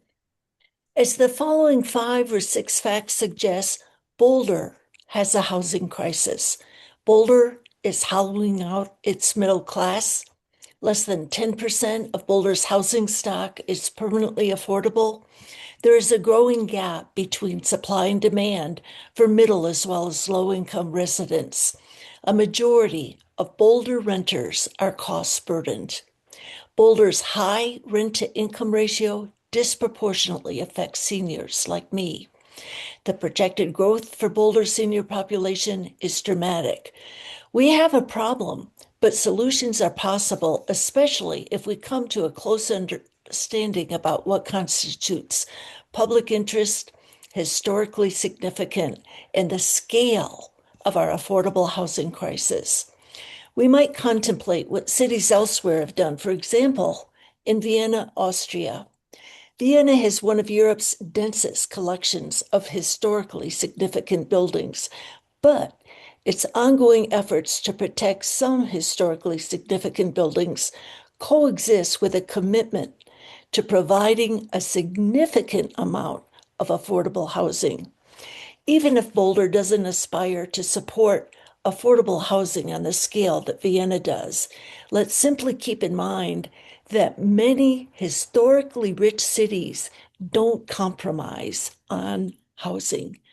Boulder could be a model U.S. city with cultural integrity and sufficient affordable housing, including and especially for a growing population of seniors.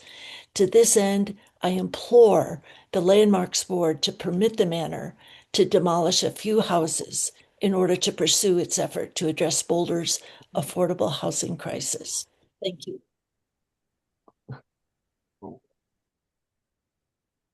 Thank you, Marty.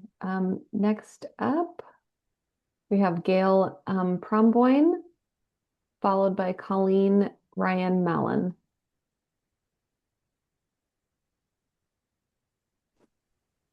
Hi, I'm Gail Promboyne. Like many of the people who would hope to live at Presbyterian Manor, I'm old. And I can tell you that there's a real difference between living alone and living in a community. And that's something Presbyterian Manor offers that so many elders in our community, and being the fastest growing population of Boulder, really need. I am very fortunate to live at Fraser Meadows. And the only difference between me and the potential residents of expanded Presbyterian Manor is our economic circumstances.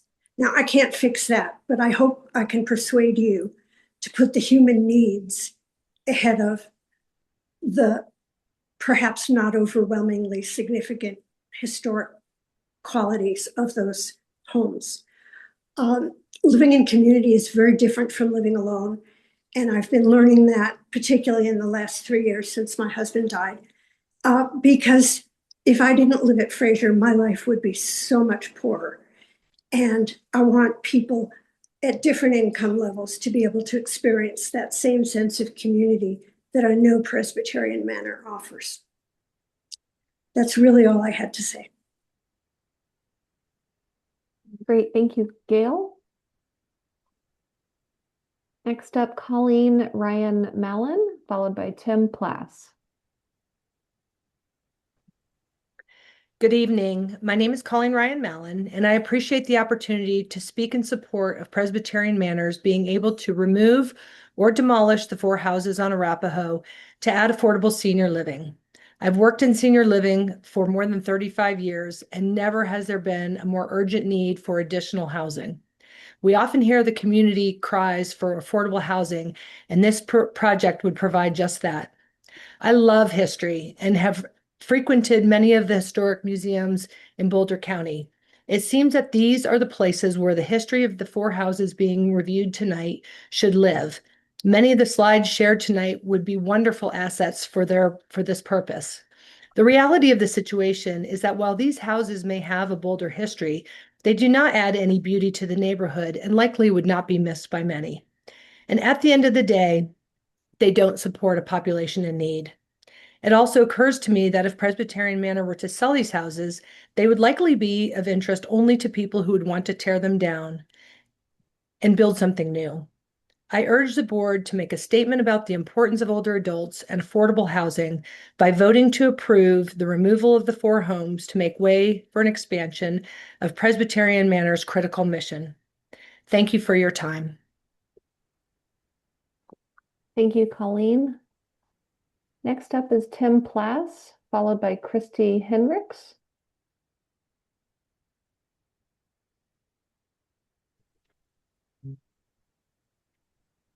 Hi, I'm Tim Plass, the president of the board of directors of Historic Boulder, and I'm speaking tonight on behalf of Historic Boulder. And I ask you to initiate landmarking of the 4 bungalows this evening. Landmarking over the owner's objection is rarely undertaken, and rightly so. In fact, just a tiny percentage of the demolition requests that are reviewed by the Historic Preservation Program are initiated this way, and Marcy highlighted that tonight. In this case, the action is warranted, however. Staff has ably highlighted the value of the buildings and their importance as a group. In addition, I would submit to you that when the request for demolition comes as part of a larger development proposal, as it does here, the calculus changes. In the discretionary review process, think concept review and site review of planning board, the applicant will be asking for relief from certain limitations and constraints. Think setbacks and height limits, for example. In return, the city rightfully seeks community benefit. Of course, one of those benefits is affordable housing. Another is historic preservation. The way the process works right now, putting the onus on the Landmarks Board to initiate landmarking before the review at Planning Board creates an unlevel playing field tilted against preservation. At the last Landmarks Board meeting on this application, I thought I had stepped into a Planning Board meeting, and I feel the same way tonight, and I served on Planning Board. In the future, let's work to fix this process so we don't end up here again. I know the applicant also has concerns about the process, and we have found common ground to approach the city to fix this issue. I urge you to keep the possibility of saving these worthy historic buildings in play until the matter reaches the Planning Board for its review. I believe that planning staff would not have made the recommendations they did if they did not believe that there was a fair chance of meeting both historic preservation and affordable housing goals. If you lift the stay tonight, we will never know the answer to that question. On behalf of Historic Boulder, I respectfully request that you initiate landmarking as recommended by the staff. Thank you. Thank you, Tim. Next up is Christy Henricks, followed by Rosie Vivian. Good evening, and thank you so much to the Landmark Board and to the city for the time that you've given and attention that you've given to this. And also a shout out to the Presbyterian Manor for their longstanding commitment to this important need. My name is Christy Henricks, and I'm the president and CEO of Fraser. I have worked in the senior care housing and support field for more than 30 years. I'm passionate about ensuring that older adults have the housing and support needs met when they need it and where they need it. Boulder is growing old and already has inadequate housing options, especially affordable for housing. And Presbyterian Manor has already mentioned that they have a year-long waiting list, so the demand is here before our readiness. We have an opportunity to help deliver stable and dignified housing for low-income seniors, so it seems like the right time to act on it. Presbyterian Manor has demonstrated its commitment to preservation through the careful stewardship of the historic tower, retained their independent expert, finding that the houses lacks historic significance, and also has a willingness to donate the homes. They're working hard to find a win-win for everybody in this situation. The other thing that's important to me and has been mentioned is oftentimes elders, older adults suffer when they're staying in their own homes, and that's primarily due to loneliness and isolation. So the location of this building, surrounded by the amenities and surrounded by the others that live there, will help prevent that loneliness and isolation, and help older adults have the ability to age successfully. So for these reasons, I respectfully urge the Landmarks Board to approve the demolition permit. Thank you. Thanks, Christy. Okay. Next up is Rosie Vivian, followed by Kathy. And Kathy, when I unmute you, if you could just let us know your last name too. Oops. Oh, sorry. Go ahead, Rosie. Hi, my name is Rosie Vivian, and I'm a Colorado licensed architect, NCARB certified architect, longtime AIA member, and currently a chartered member of the Royal Institute of British Architects. I've lived and practiced architecture in Boulder for more than 20 years. I'm writing in support of the applicant's proposal to provide senior affordable housing on their site and the demolition of these 4 buildings. I watched the Landmarks hearing from December in its entirety after reading the article published in Boulder Reporting Lab, and found it problematic for several reasons. It seems highly unfair to the applicant to delay their project based on what was presented. The way information was presented was misleading at the very least and full of misinformation. Architectural terms were misused, and it seems to be a stretch to call these buildings anything other than ordinary. They lack the detailing, window styles and proportions, building form, and craftsmanship that is characteristic of a craftsman architecture. Landmarking these buildings at this time is an extreme act that puts an unnecessary burden on the applicants and the Boulder community and its future residents. I have a very long list. I've sent a letter to the Landmarks Board earlier today with a very long list of things that were presented in the hearing that were inaccuracies, as well as a detail of each home and why I don't see it meeting the standards of what's characteristic of a craftsman bungalow. And I'm probably going to run out of time before I can read this 5-page list. So I'm going to skip to the end and see how much time I've got left. I'm not seeing a clock on my screen, by the way. Landmarking for buildings is extreme in that it sets a precedent that any one-story home with the gable roof and a small porch addition is landmark eligible, which is problematic, and that so many buildings in Boulder could fit this description. These buildings are not That's your time, Rosie. attributed. What's that? I'm sorry, that's your time. Okay, thank you. Thank you.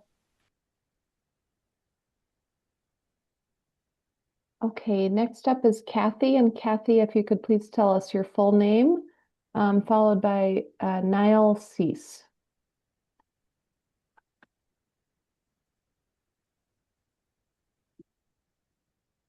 Kathy, you should be able to unmute. Yeah, got it. Sorry. Okay. Thank you. Kathy no worries. Berger. Thanks for listening. I come to this as an economist. I was trained in a city where air rights, so the right to light and sky, is bought and sold. So I understand development math, but I also understand value.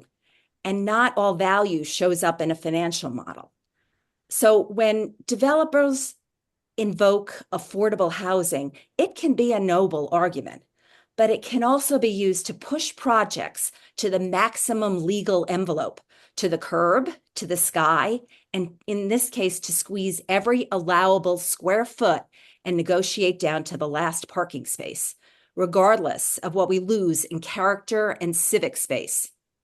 What I haven't heard mentioned this evening is the fact that these 4 bungalows sit across from our beautiful library beside the Boulder Creek in the heart of the Civic District. And that openness, that scale, that sense of history, that's not incidental. It's why people live here. It's why they visit. Tonight, I ask that you weigh the true value of the air and the light and the space and the historic continuity. I ask that you please initiate landmarking for these 4 historic homes. Thank you. Thank you, Kathy. And my apologies. Would you mind stating your full name again? I think our mics just overlapped. Sure. It's Kathy Bergert. It's Buergert. Thank you so much. Thanks.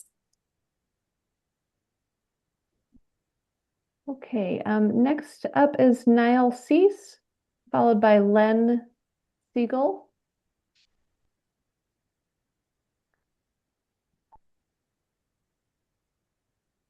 Hello, my name is Niall Cease, and I live in the West Pearl neighborhood, less than a mile from the houses being discussed today. And I've lived here in Boulder for the past 8 years. And I would like to speak against these 4 houses being designated as a historical landmark and in favor of the redevelopment of this site into affordable housing for seniors. I live very close to this site and pass by all the time and do not notice the architecture of the houses as special or notable, and they look like many other dated single-family homes throughout Boulder. To me, they even feel out of place, and I think higher density buildings would fit in better and help make the area around the library and Creek Path more vibrant and active, which this landmark process is trying to block. And I also appreciate that the previous residents were engaged community members. However, I think you could find people as engaged as them in nearly any residence in Boulder where we have many engaged community members. We cannot landmark every house where someone notable has lived in. One of the residents was a union member, and as an engaged member of my union and advocate for the working class, I do not think landmarking these homes to prevent building affordable housing are consistent with working class or union values and would not honor the residents' legacy. I also think building more housing so close to Pearl Street can help revitalize our downtown that has many businesses struggling right now. I think supporting local businesses with more customers through more residents and workers supporting the residents nearby would be the best way to honor the business owners who previously lived in these homes. And landmarking this location without the support of the property owner will add a burden to city staff, creating more work hours in a time when the city of Boulder is facing budget constraints. I believe landmarking this location will be a waste of valuable city resources and staff time during this time. And as a resident of this neighborhood, I feel incredibly privileged to live here and enjoy all that downtown Boulder has to offer. Living here should not be reserved for the lucky few. Thank you, Niall. Great. We've got Len Siegel up next, followed by Jiva Senthanen.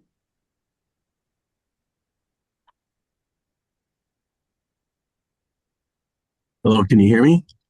Yes, we can. Thanks, Great. Len. This is Leonard Siegel. I'm the Executive Director of Historic Boulder, and I'm speaking on behalf of the organization. First thing I want to say is thank you to the development team and the Landmarks Board for your thoughtful presentations tonight and your willingness to hear out different sides of the story. I want to say that the preservation staff are experts in historic preservation, and they've determined that the properties meet the standards as landmarks. And voting to landmark these houses is logical based on that expert and authoritative staff recommendation. It's also certainly living up to your mission as members of the Landmarks Advisory Preservation Board to uphold the Historic Preservation Ordinance. You are clearly being put under a lot of pressure tonight because the developers are threatening to stop their project if you vote to landmark the houses. However, your vote tonight to initiate the landmarking process is the right one. It will open up and clarify the conversation with the planning board about the mutually beneficial community values of senior housing, historic preservation, and even environmentalism. The mission of the Landmarks Preservation Advisory Board is focused on evaluating projects based on the Historic Preservation Ordinance. The Presbyterian Manor Development Team has presented many non-historic issues to sway your evaluation of the historic merits of these properties. Please don't be distracted. You took on the role as a member of the Landmarks Board on behalf of the Boulder community. Your task is to evaluate whether the preservation staff's recommendation to landmark these properties meets the standards of the Boulder Historic Preservation Ordinance. This project can be a demonstration that housing developments and historic preservation are often mutually beneficial. There are many instances in Boulder where the preservation of a historic property has leveraged reductions in zoning restrictions to the betterment of the new housing, often resulting in lower development costs. I just finished. I'm sorry, Leonard. Thank you, Leonard. Okay, next up we have Jiva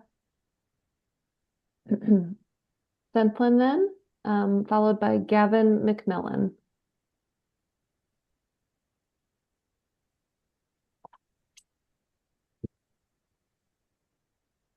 Good evening, Chair Golobek and members of the Landmarks Board. My name is Jiva Senthanen, and I'm speaking tonight on behalf of the Boulder Chamber of Commerce in strong support of the demolition applications at 976, 986, 990, and 1004 Arapahoe to allow the Presbyterian Manor to move forward with approximately 60 permanently affordable senior apartments.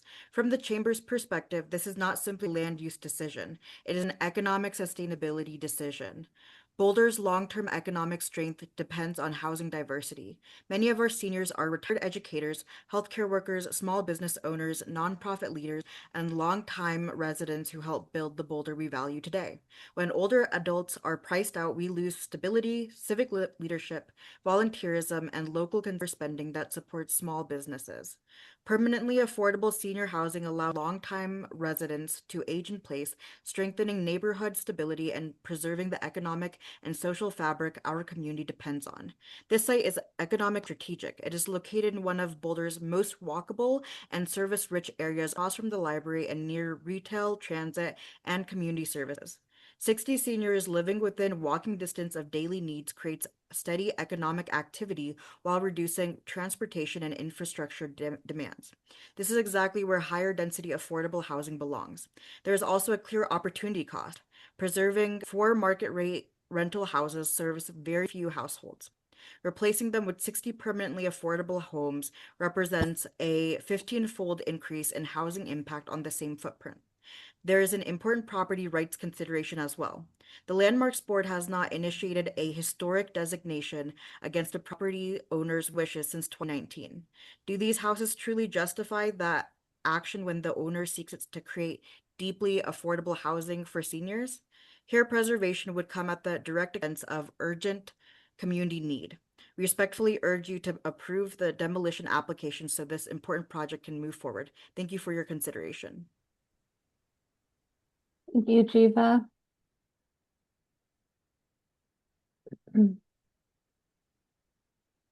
Next up is Gavin McMillan, followed by Lynn Siegel.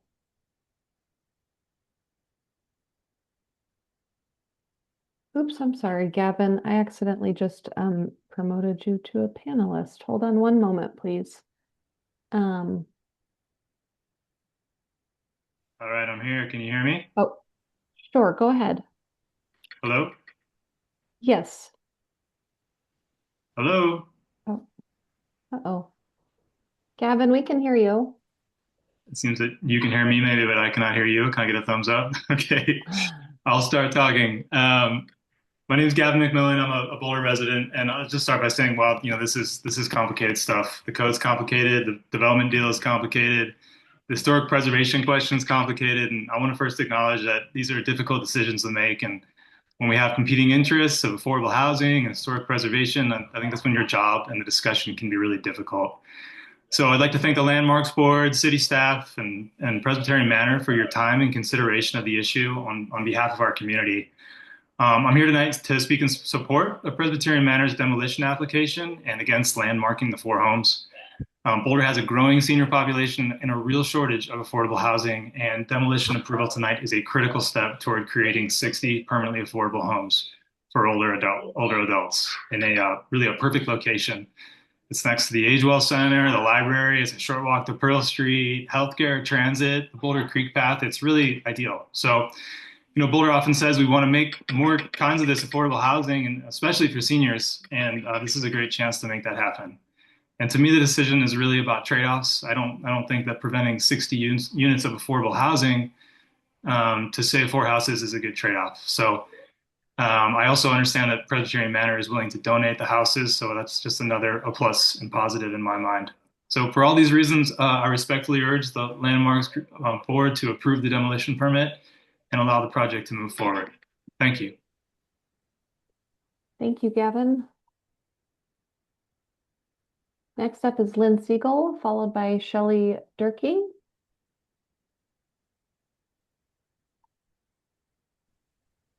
Lynn Siegel.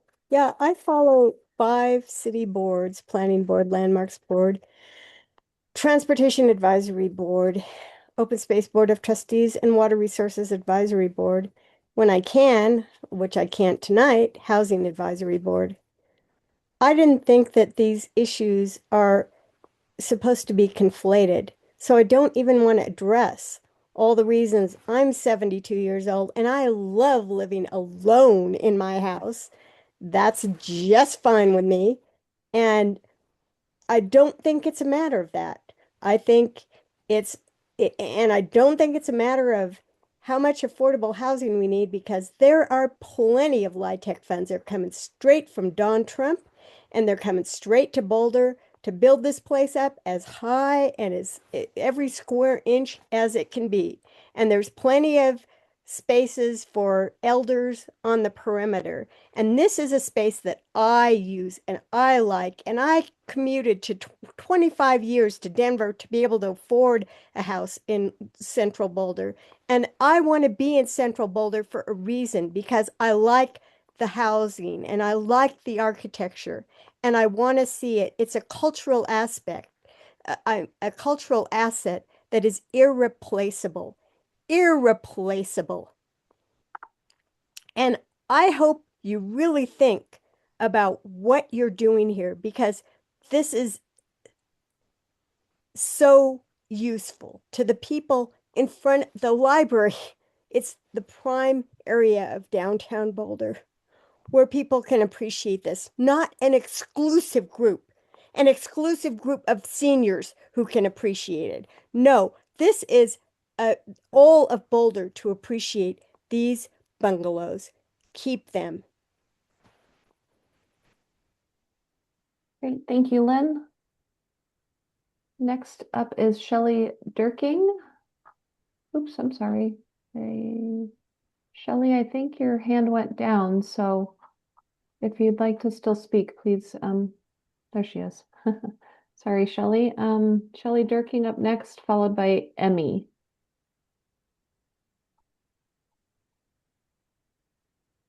Hi, thanks for the opportunity to speak.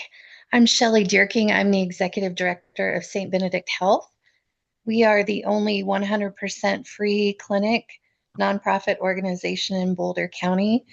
We're a mobile clinic. We go out into the community caring for the most vulnerable, the unhoused, low income, older adults, and anyone who has a need. We've existed in Boulder for over 20 years, and I've been the executive director the last 6 years. We provide monthly free clinics at Presbyterian Manor, and I'm speaking in support of their proposal for demolition and for more affordable housing. Having cared for the unhoused in Boulder County since June of 2020, when I became the executive director, more than 80% of those that we see who are unhoused in Boulder are older adults. And in partnering with Presbyterian Manor and other low-income housing for older adults in Boulder, I've seen what a great job Presbyterian Manor does in caring for their residents. We were on site during the renovation. We saw the care and concern that they took in maintaining the historic tower, in taking care of their residents. And I know that they would do the same for these new 60 units of proposed affordable housing that is much needed. I feel like there's a win-win here that Presbyterian Manor is offering in donating and relocating these homes that are already on a floodplain and are going to require additional work for these homes. So I encourage you to please allow the demolition permit to go forward so that more of our unhoused seniors can be housed in Boulder. Thank you, Shelley. Next up is Emmy, followed by Daniel Howard. And Emmy, if you could please give us your full name.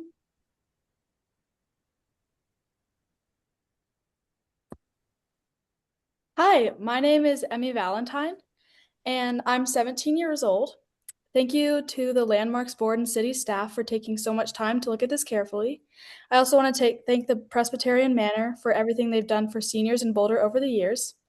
I sometimes play piano and join the sing-alongs at Presbyterian Manor, and I've seen how much that community means to the people who live there.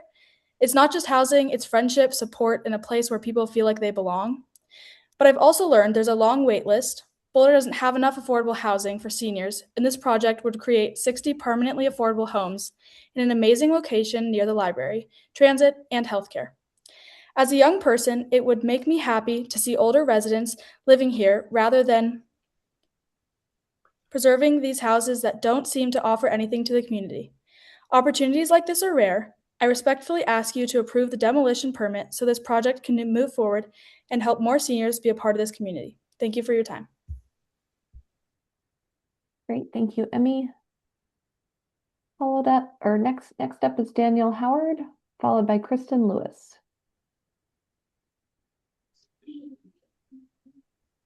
Hello, I am Daniel Howard. I'm a resident along Arapahoe Avenue in West Boulder, and I'm against the historic landmark designation of these properties. These properties and present buildings do not serve me or my neighbors as a form of public interest, especially given the opportunity cost of losing affordable housing if Presbyterian Manor is not permitted to develop the properties as it intends for Boulder seniors. If affordable housing is a greater priority in the BVCP compared to historic preservation, I conclude these properties are not eligible for historic landmark status. My basis for my stance goes beyond my finding that the structures do not serve current or future public interest. Presently, these individual parcels do not encourage community gathering or foster community connection now or in the future. Instead, I envision seeing Presbyterian Manor's future development as being my own future home, a community home that will foster connection with other senior neighbors and Boulder community members at large. In my later years, I would like to be able to age in place, move to this facility when I'm older, and the types of proposed units by Presbyterian Manor would allow me to stay locally in Boulder when I am on a fixed income. This would allow me to age in place in a walkable area near the Boulder Main Public Library and downtown Pearl Street Mall. Nonetheless, I'd rather spend my time today engaging with the new Jim Crow author, Michelle Alexander at CU Boulder, but the parallels here are eerie, recognizing the historic landmark process in this instance for an owner who did not want the properties landmarked, as I argue, a modern practice of Jim Crow era exclusionary ideologies. The quoted article in The Atlantic, What Historic Preservation is Doing to American Cities by Jacob Ann Binder, the nation's very first historic district, that of downtown Charleston, South Carolina, was created in 1931 as part of a Jim Crow era zoning code whose aim was to encourage the segregation of the city. Although the zoning itself did not use racial labels, which the Supreme Court had already declared unconstitutional, observers understood that its intent was to increase the neighborhood's appeal to white people who had left the area and to encourage the Black residents who lived there to move elsewhere. I contend that the landmarking these properties is directly intended to further segregationist policies of the 20th century and exclude lower income and perhaps even seniors of color from being able to call downtown Boulder their home. I respectfully implore this board to uphold the integrity of the historic preservation process and only consider landmarking properties with cultural significance and not further a cult of antiquarians. Please decline to landmark all of these properties and allow the demolition and development process to proceed. Thank you. Thank you, Daniel.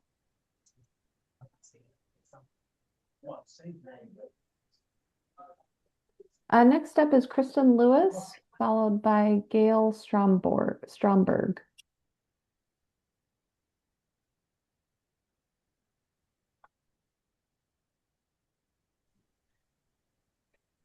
Hello, can you hear me? Yes, we can. Okay. My name is Kristen Lewis. I'm a retired architect, and much of my professional practice has involved work within historic districts. I've always consistently sought opportunities that can arise from thoughtfully integrating new development with historic structures. And I'm very sorry to hear that it is an either-or situation here. I feel the process has really been faulty. And I do support the staff recommendation to landmark the 4 bungalows on Arapahoe. They do represent a meaningful period in Boulder's history, and the modest scale of these houses, which by the way is really different than a lot of most of the craftsman houses in town. And I think they're important as a grouping, not as a single buildings at all. But anyway, they're a valuable transition to the street while leaving most of the site available for the proposed low-income housing development. And it is reasonable to assume the houses should remain as is and continue as rentals. They would add needed housing diversity, and if their use does not change, there should be considered for exemptions for certain current requirements. There is a meaningful opportunity here that will be lost if landmarking does not proceed. The site is unique due to its grade change, downtown location, the possibility of providing low-income elderly housing in an area with abundant services. See, I think they can all go together. And unfortunately, not landmarking them really doesn't continue that conversation at all.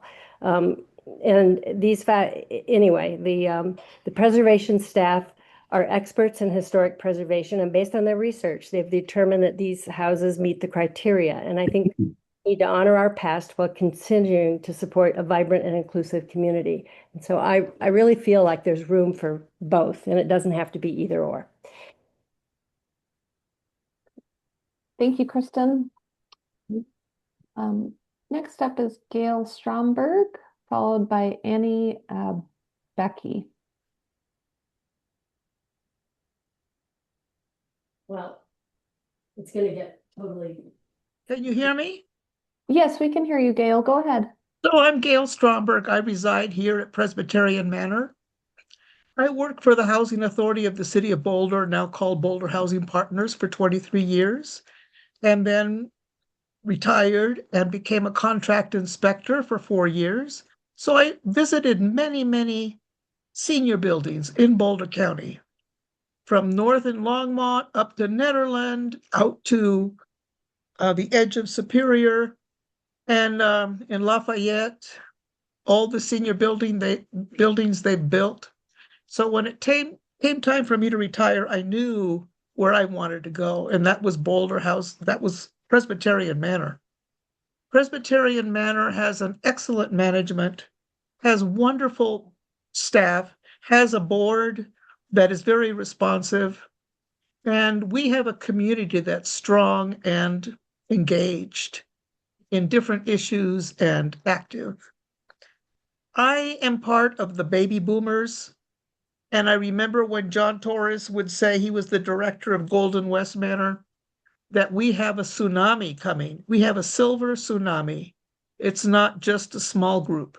So the seniors like me of the boomer era, many of them, they come to the door and at our door at Presbyterian Manor asking how can they get into this building? You know, but our list only opens once a year and it's very long. And they say to us, well, how do we know when there might be one available? Well, the truth is that one of us dies. If one of us dies, that's when a new person can get in. Or the family has to take their parents. So I'm begging you to not designate those bungalows as whatever preservation. I don't know anything about preservation. Thank you so much. Thank you. Thank you, Gail. Let's see, we've got one more with a hand raised, Annie Baki, unless there's anyone else. Here is your opportunity to raise your hand.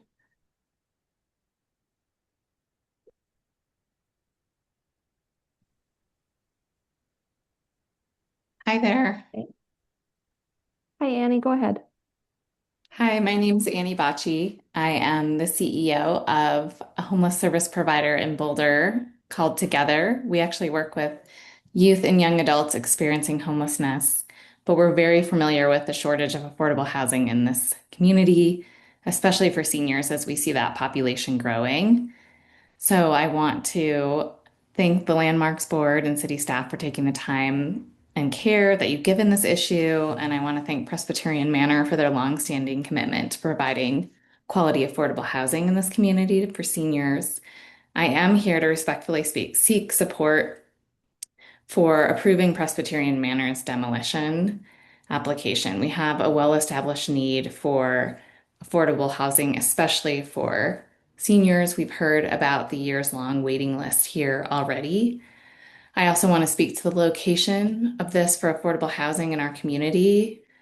I can't really imagine a better site for seniors. It's next to the Age Well Center, the library, and a short walk downtown where folks can access healthcare services and many of the amenities we all enjoy. I know we have an experienced service provider here already in our community, and this is a very rare opportunity for downtown land that's suitable for affordable housing. This is a trade-off that seems very clear and is something we should take into consideration. It also appears to me that this designation is an extraordinary action. Initiating a designation over a property owner's objection is rare in this community and should be taken very seriously. And I also understand that preservation has been taken very seriously by the owners of this property. And for all of those reasons, I respectfully urge the Landmarks boards to approve the demolition permit and allow this important senior housing project to move forward in our community. Thank you. Thank you, Annie. We do have another hand raised. We'll go to Gary Llewellyn.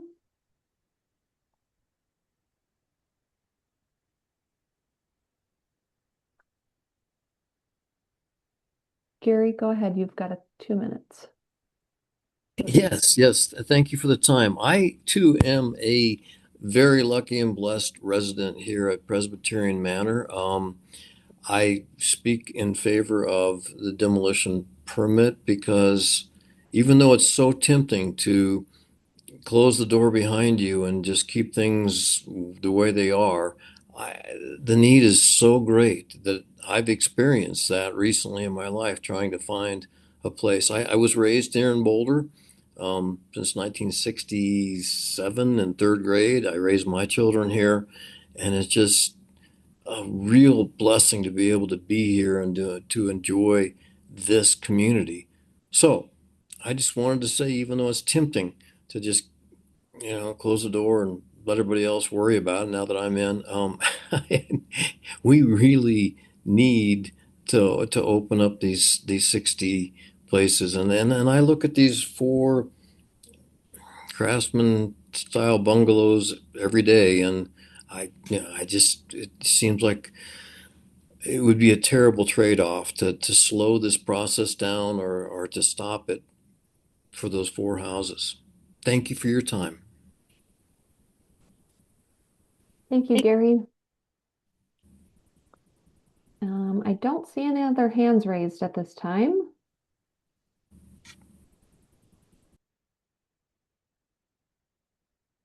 Oh, I think that concludes our public comments. Okay, so we can move to the applicant.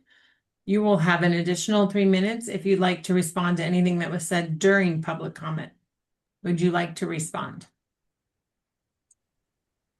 Yeah, just real quickly, thanks to everyone who came and spoke today. It's always great to see people involved in the public process, from I think high schoolers to seniors. And thanks to Historic Boulder, they've worked through this process with us, and we look forward to continuing to work with them. It did kind of raise a question for me, and I would love to know the answer. It's my understanding that if you vote tonight to designate, that then there's a designation hearing, and that bell can't be unrung. You can't withdraw the designation. And I'd just like to know some clarification on that, given some of the comments we heard. Sure. So to be clear, the decision in front of the Landmarks Board tonight about designation is, does the board want to start the designation process or not? If the board votes to initiate designation, to start the designation process, then the designation hearing is scheduled at the Landmarks Board level between 60 and 120 days.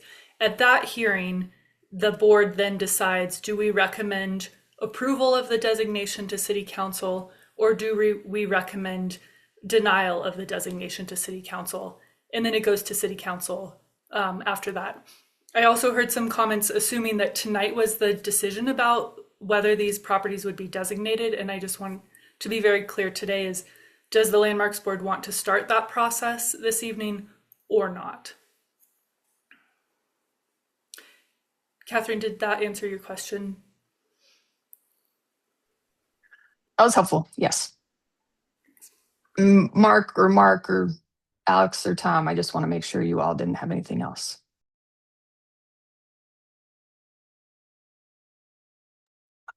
I did not.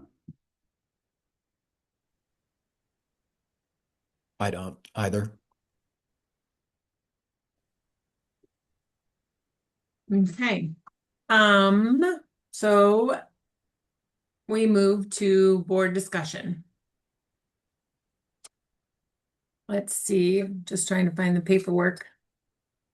Have everyone mute their computers, and we're gonna move forward with discussing. We need to first discuss them individually. So 5A 976 Arapahoe Avenue. Anybody want to start the conversation? I'm happy to start if my colleagues don't mind. Go ahead, Abby. And in many respects, I don't want to be the first one or have to even weigh into this. Renee, if you'll give me just a few seconds to thank everybody who has sent emails to us, who spoke tonight, who took their time to do this. Catherine, you've been amazing to work with. And when I want to add my voice to the chorus of saying how great Presbyterian Manor is, what great stewards they are. Just by Mark and not only your very, very eloquent remarks, but just your willingness and your respect for the Landmarks Board and our own process. I just have been so impressed with the comments tonight, the speakers taking the time and effort to join us, and just how articulate and how persuasive and compelling every speaker was, no matter what they were encouraging us to do tonight. And in a perfect world, this would have gone to planning board first, and the onus wouldn't be on us to do this. I still see this process as maybe the most graceful word I can use is clumsy.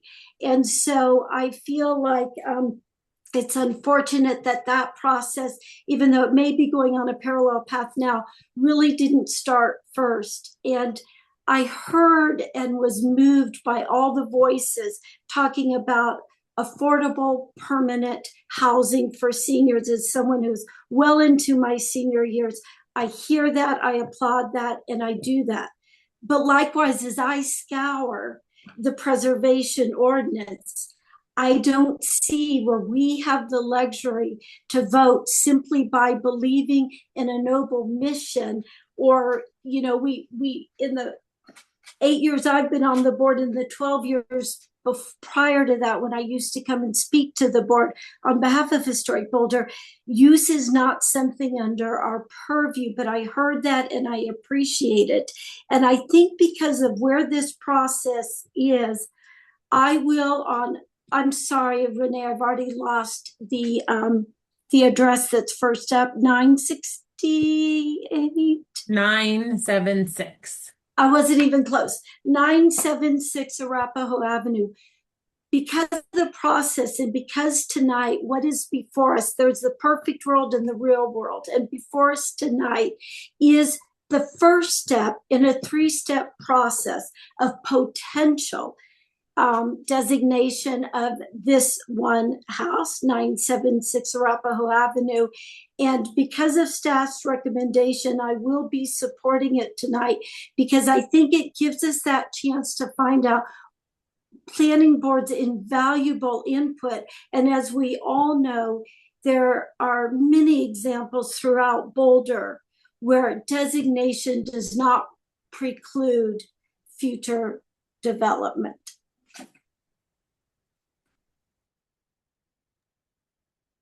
Thanks, Abby. I want to, just because I think this is the first project that we're going to go through this, again, these words that we keep talking about, which I think will come up again, so we can be clearer on it. And, you know, Abby and John and maybe Chelsea have been on this path before, but it's really like, so at this point, we're looking to have a hearing, and this hearing proposes, and you know, Claire or Marcy, you can kind of have a feedback. This hearing, then we then are in the hearing, all of us again are in this hearing for historic, to see if these buildings are going to be landmarked, individually landmarked. Is that, like, we're voting tonight on whether we want this to go to a hearing, and in that hearing, we're going to say, yes, we want these individually. So we're going to have, again, a similar discussion about these individually landmarked buildings. Is that correct? Yes. So the process you're most familiar with, because it's most common, is when an owner nominates their property for landmark designation. And so it goes directly to the designation hearing, where it's a public hearing, similar to this form. Board's criteria for review is based on the significance criteria and consistency with the intents and purposes of the hearing. The code is designed that when a application for designation comes from anybody other than the owner, there's a step prior in the process called the initiation hearing.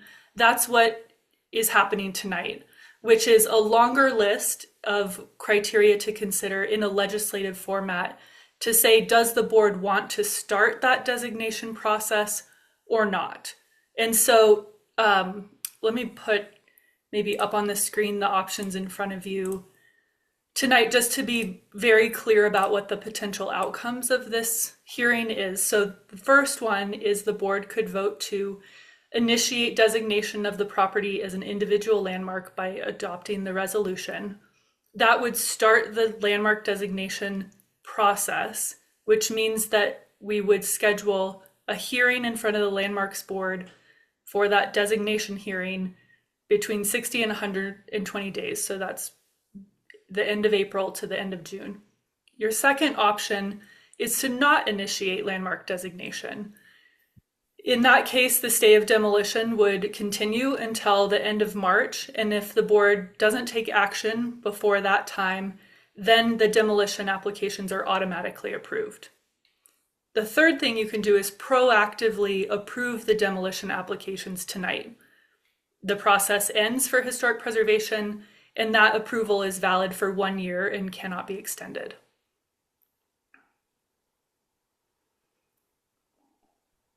Can I ask a follow-up question? Oh, sorry, go ahead. Oh, I just wanted to make sure that my understanding is that your staff recommendation is number 1. Yes.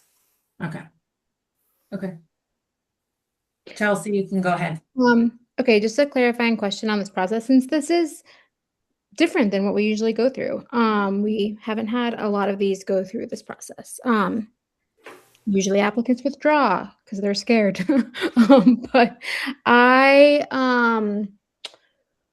had a question about because it has been seeming to me like we've had several meetings where we've discussed this, where we've had a hearing, where we've had presentations from both the staff, the applicant, and the public. And so I'm curious about, beyond what could potentially happen with the planning board, what new information could we have at the next hearing that we don't have now? Maybe Chris, why don't you go first?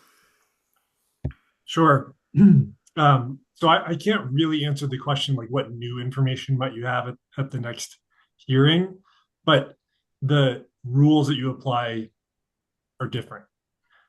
There's sworn testimony. The criteria is different. Tonight, there is criteria to consider, but you're not bound by it. It says without limitation. So you can think about other factors that might be important to whether or not you want to initiate designation or not. If the board decides to initiate designation at that next designation hearing within 60 to 120 days, the board won't have the option to consider things that are outside of criteria. It'll be need to be a criteria-based decision in the code. And so the methodology that the board would come to its decision would look a little bit different. But the decision, the information, the facts, I would assume would look pretty similar. These properties are going to be the same properties if we get to a designation hearing. And so just, as we've said, tonight's about whether or not we want to start formally start the process of designation or not. So, okay. Yeah, no, that's super helpful. And I think it's helpful for us all to hear, because I think that moving forward with initiation is an intent to initiate. And so I just want to make sure we're on the same page, that it's not just a delay in making the decision. And that tonight we have the opportunity to weigh much more of a broad spectrum of priorities that the community has, because this is a legislative matter. We can weigh the balance of the public interest and property rights and the community good that this project would have, whereas in a designation we wouldn't be able to do that. So yeah, I just wanted to highlight that, I guess, before we continue the discussion.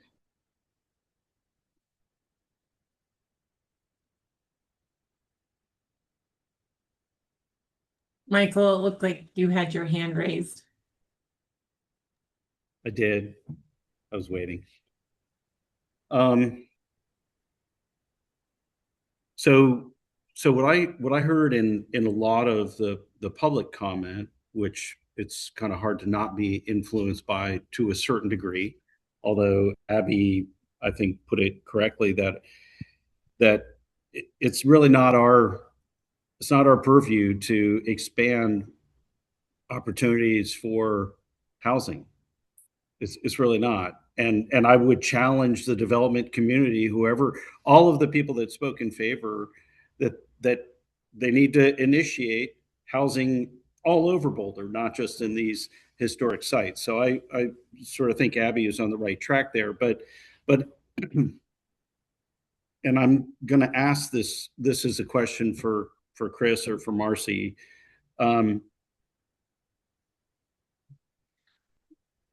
How possible is it to initiate designation with a contingency that the houses be moved off of this site? How wedded is designation to the sites versus the houses? Because what I was expecting, honestly, is to hear a little bit more progress from the applicant in terms of who has come forward to offer to take these houses and move them. That's what I think we all want to hear, right? In terms of having it both ways. So what can the Landmarks Board do anything that encourages or motivates the applicant to get serious about having these houses moved and preserved, but in another location? That's my question to either Chris or Marcy. I'll take the first bite at that. Thank you for the question, Michael. I don't think that the Landmarks Board has within the scope of its authority a way to force anybody to move their house against their, like there's no way to force Presbyterian Manor to say, you shall preserve these houses, but shall move them from their location to another location. I don't think that there's a legal mechanism that exists that's within the scope of the Landmarks Board authority, or really any authority that the city would have. Although, just focusing on Landmarks Board, I don't think that that's going to be a possibility.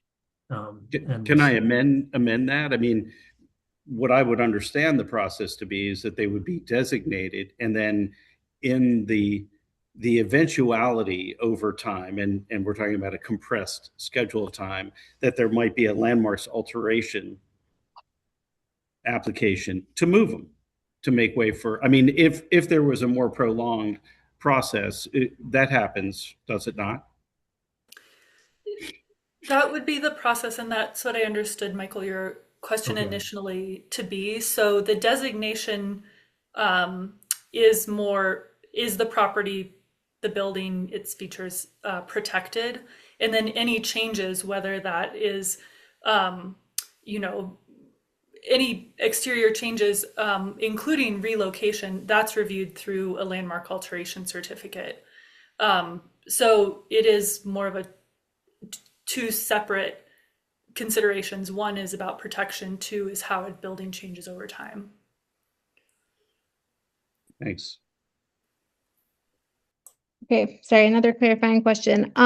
Because I think Michael mentioned that the project that is before us and other factors are not within our purview, but it's my understanding that those factors are within our purview tonight, because we are here looking at it through a legislative lens. Can you just remind us again the scope of what we're able to consider when making this decision tonight, which is different from how we make decisions typically?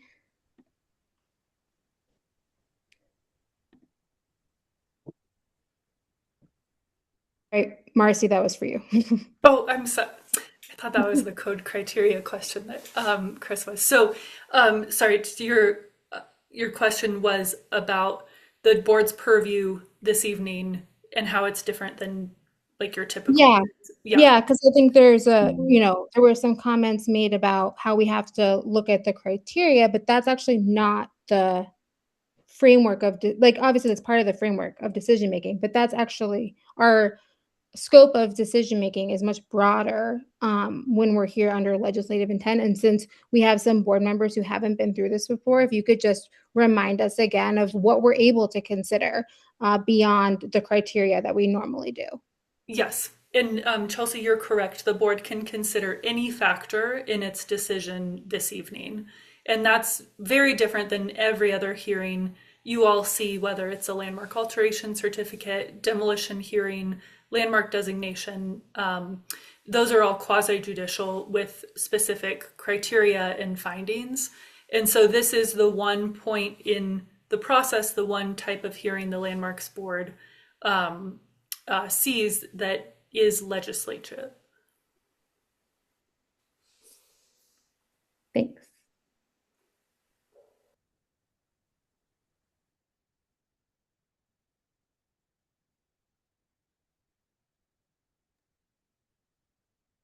John, you have your hand raised. Yes. I think I need to hear from the applicants once again.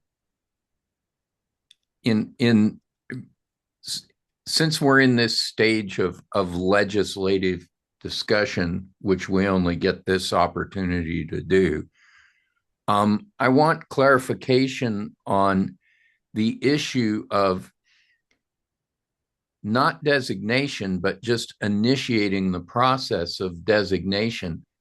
What was I hearing correctly that would be fatal to the forward progress of the project? That was kind of what it sounded like the position we're put into is even to decide to go one more step in the designation project or process would arrest the possibility of this project.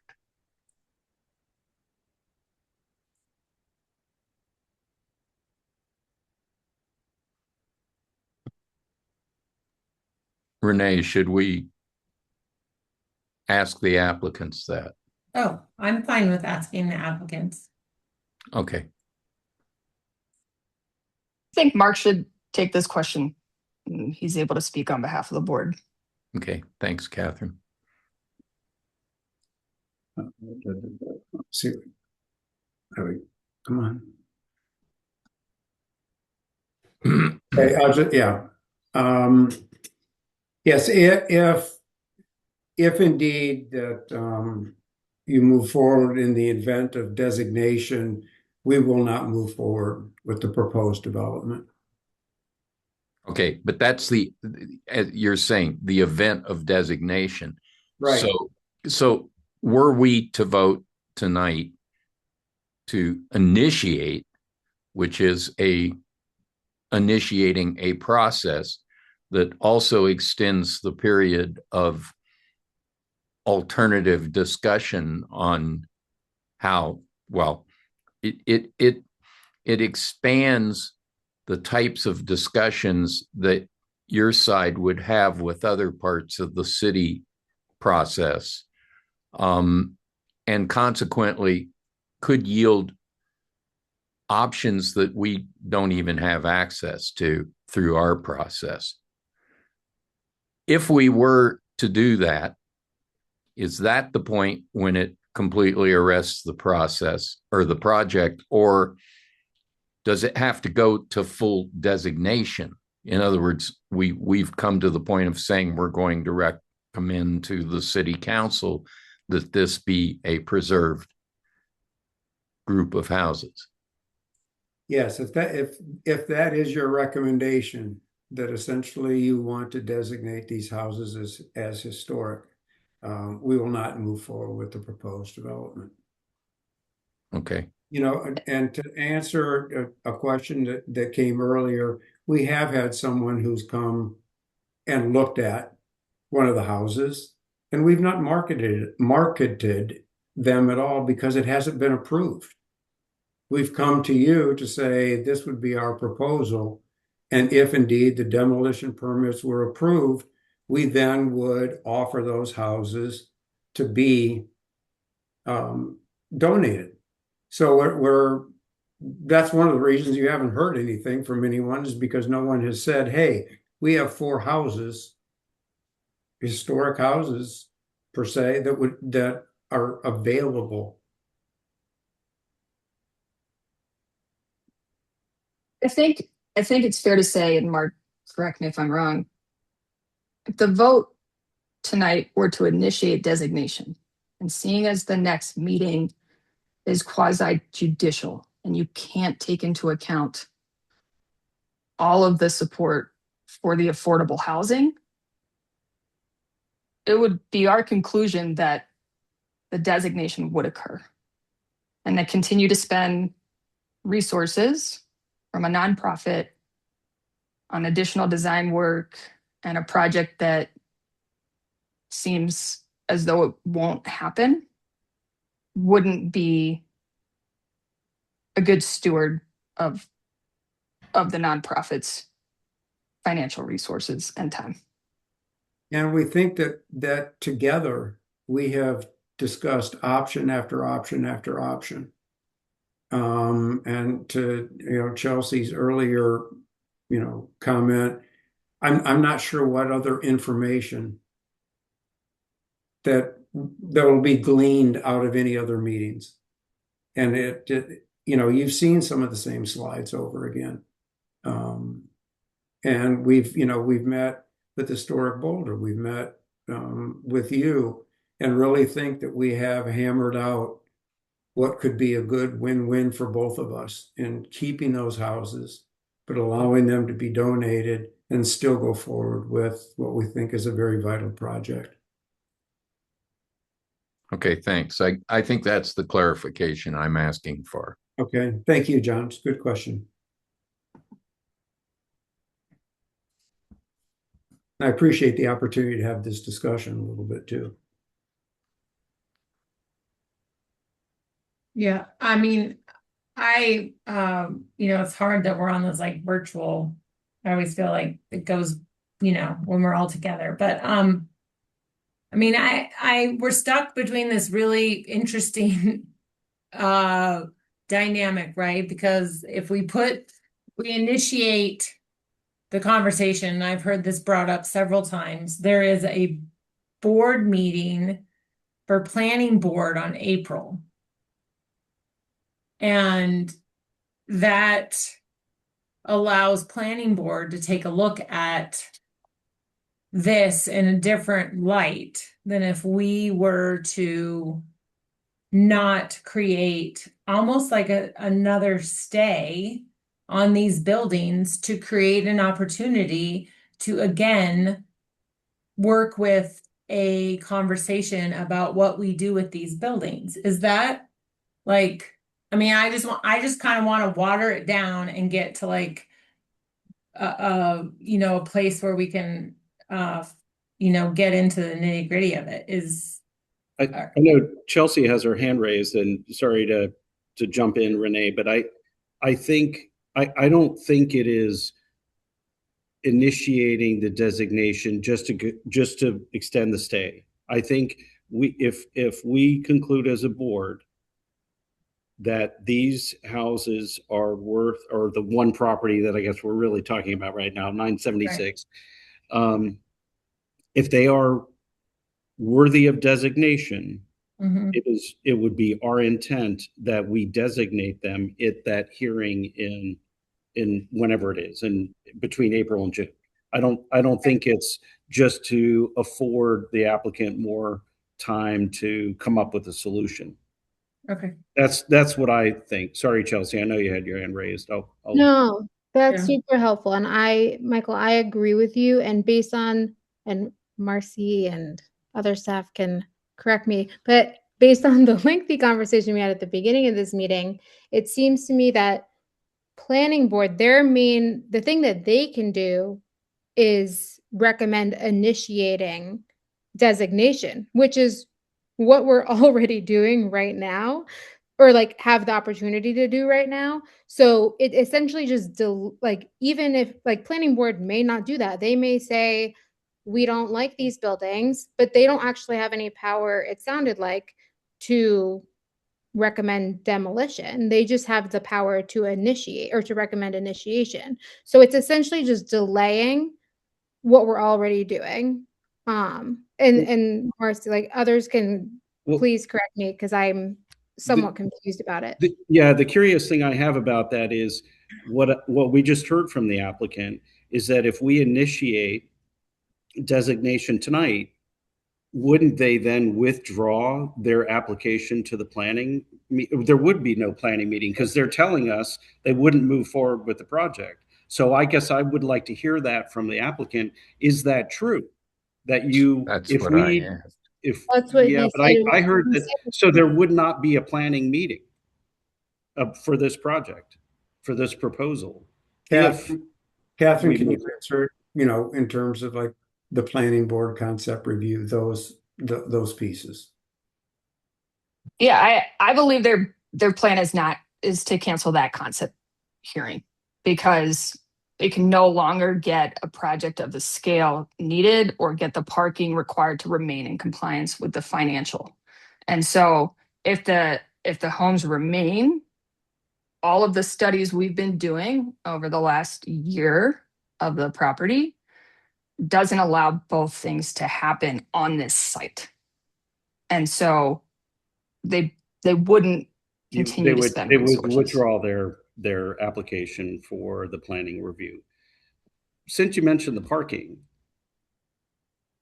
I'm not sure I really understood that, but it sounds like it's directly related to the financing. Correct. That's it. And our investor has clearly stated we have to have those parking spaces. We asked them again, and we have a signed letter from them that says no. I understand, Mark. I get that. And I guess the challenge that I have is I'm also hearing how much this is a great location for your population, your demographic, because they can walk to downtown and they like to be, they want to be in the downtown location. So I guess I'm a little conflicted with respect to the need for cars and parking if the location is ideal.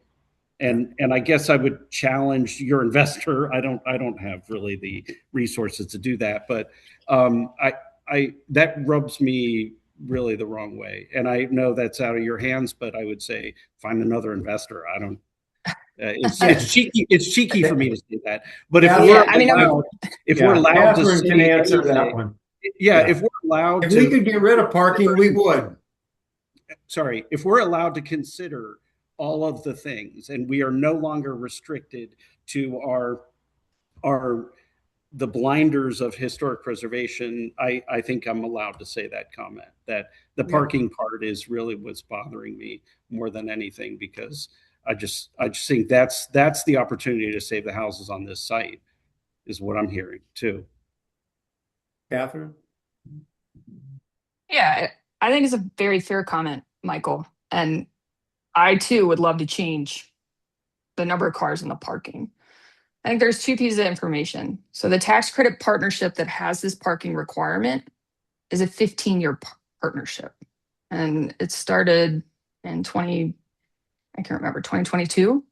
So it's got another more than 10 years left on it. And you can't replace the investor because they paid upfront for these tax credits that they receive over the next 10 years. And then the building has to remain in compliance for the tax credit period. So we can't just go get another investor. It's not something that works with the tax credit program. And then the other thing I'll say about parking is I think it's, we're looking at 138 spaces. I'm trying to remember my chart, 138 spaces or 138 units, but only 91 total spaces. So that's a lower parking ratio than any of the market rate deals we're doing, or a lot of the affordable that happens in town as well. Most things are at a 1-to-1 for to attract investment.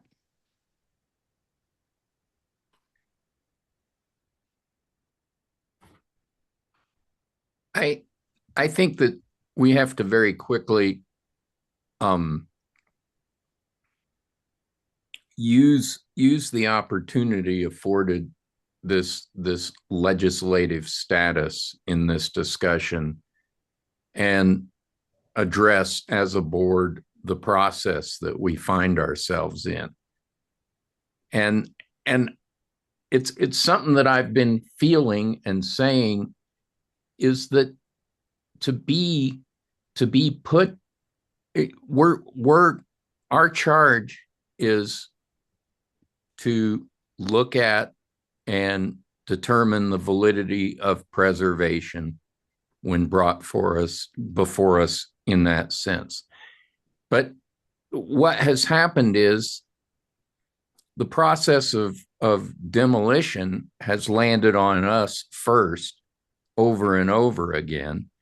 And in this case, disallowing it based on our application of what we see as our criteria and our purview is fatal to a project that in a full legislative consideration, we probably all support. And the situation is that demolition is a very complex thing to consider, and approval of demolition should not be laying in our purview by the accident of how the process is structured. Planning board and other levels of authority in the city should be making that decision. So I've said that. It's out there. And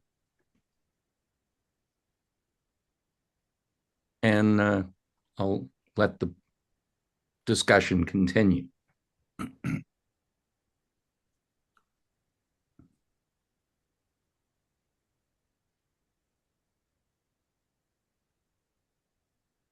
I mean, I think, John, I think that's what I was trying to get at. Like, this is a lot for, you know, and maybe we just need to sit here, you know, I think, Michael, you brought up like, hey, let's talk about 976 Arapahoe.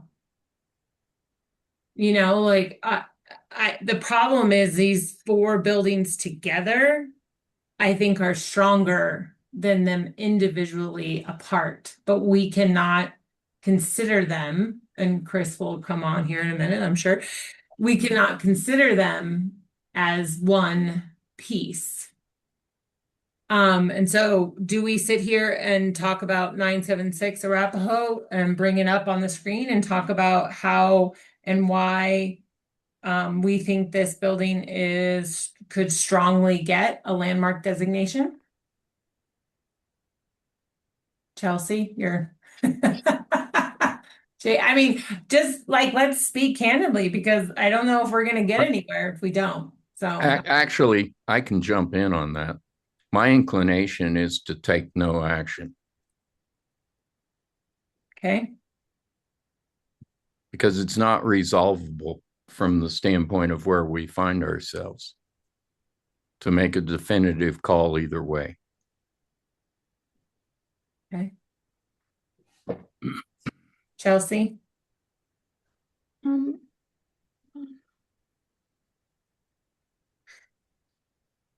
You were just unmuted, but if you don't want to. Okay, I can't find.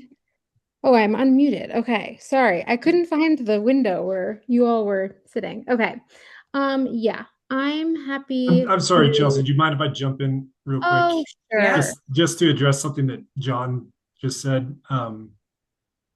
I just want to remind the board that, you know, the decision to initiate designation is not a definitive decision for designation.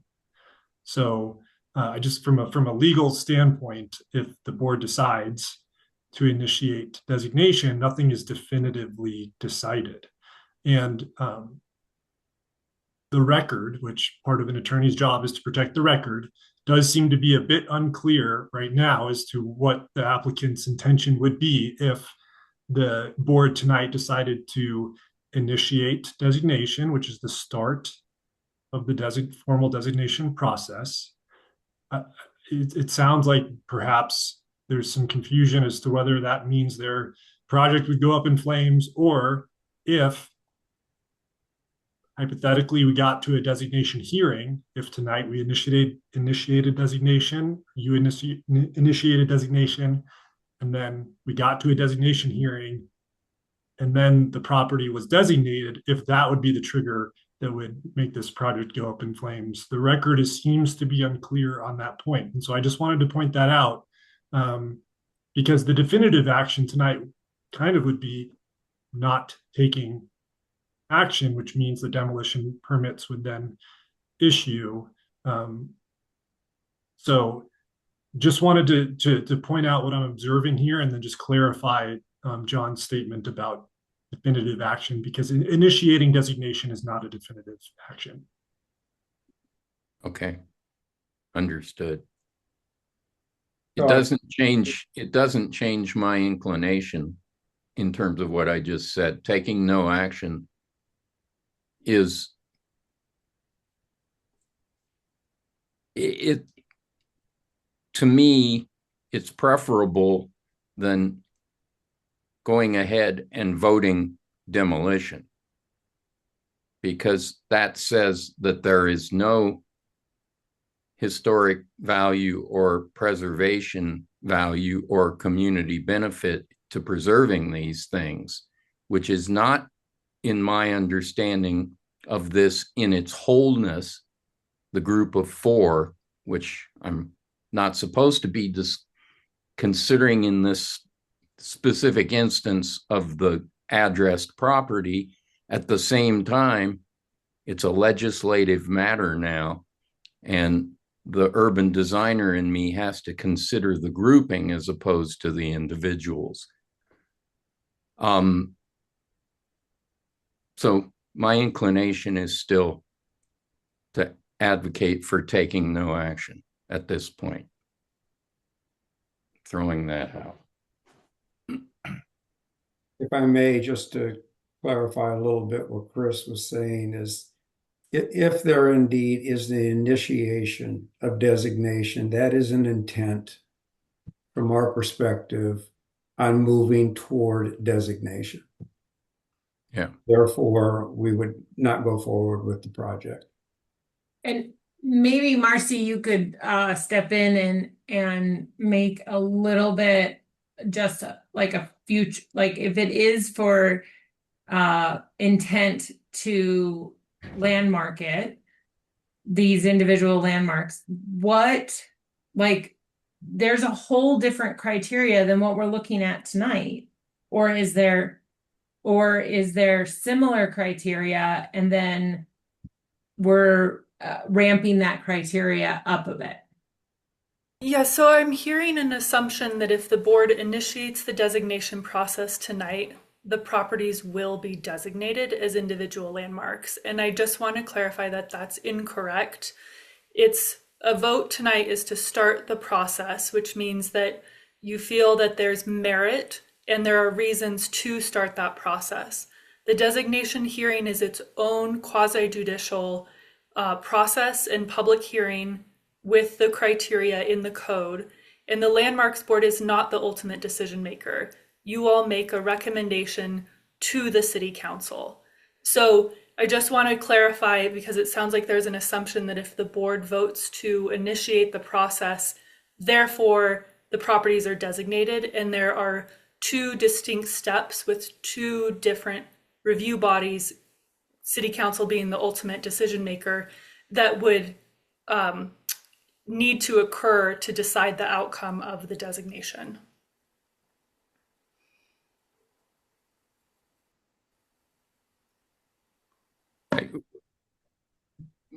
I guess one more thing that occurs in this legislative discussion is the fact that I think that it's important for us, because we so rarely find ourselves in this particular position, it's very important to consider the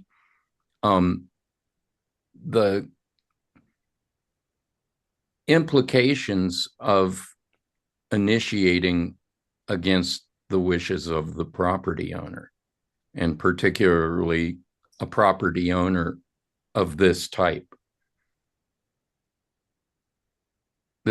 being a nonprofit delivering a community benefit. And there's a certain enormity in doing that. Mm-hmm.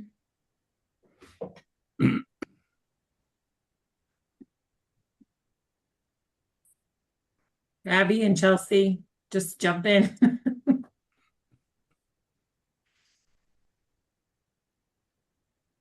Abby, do you want to go?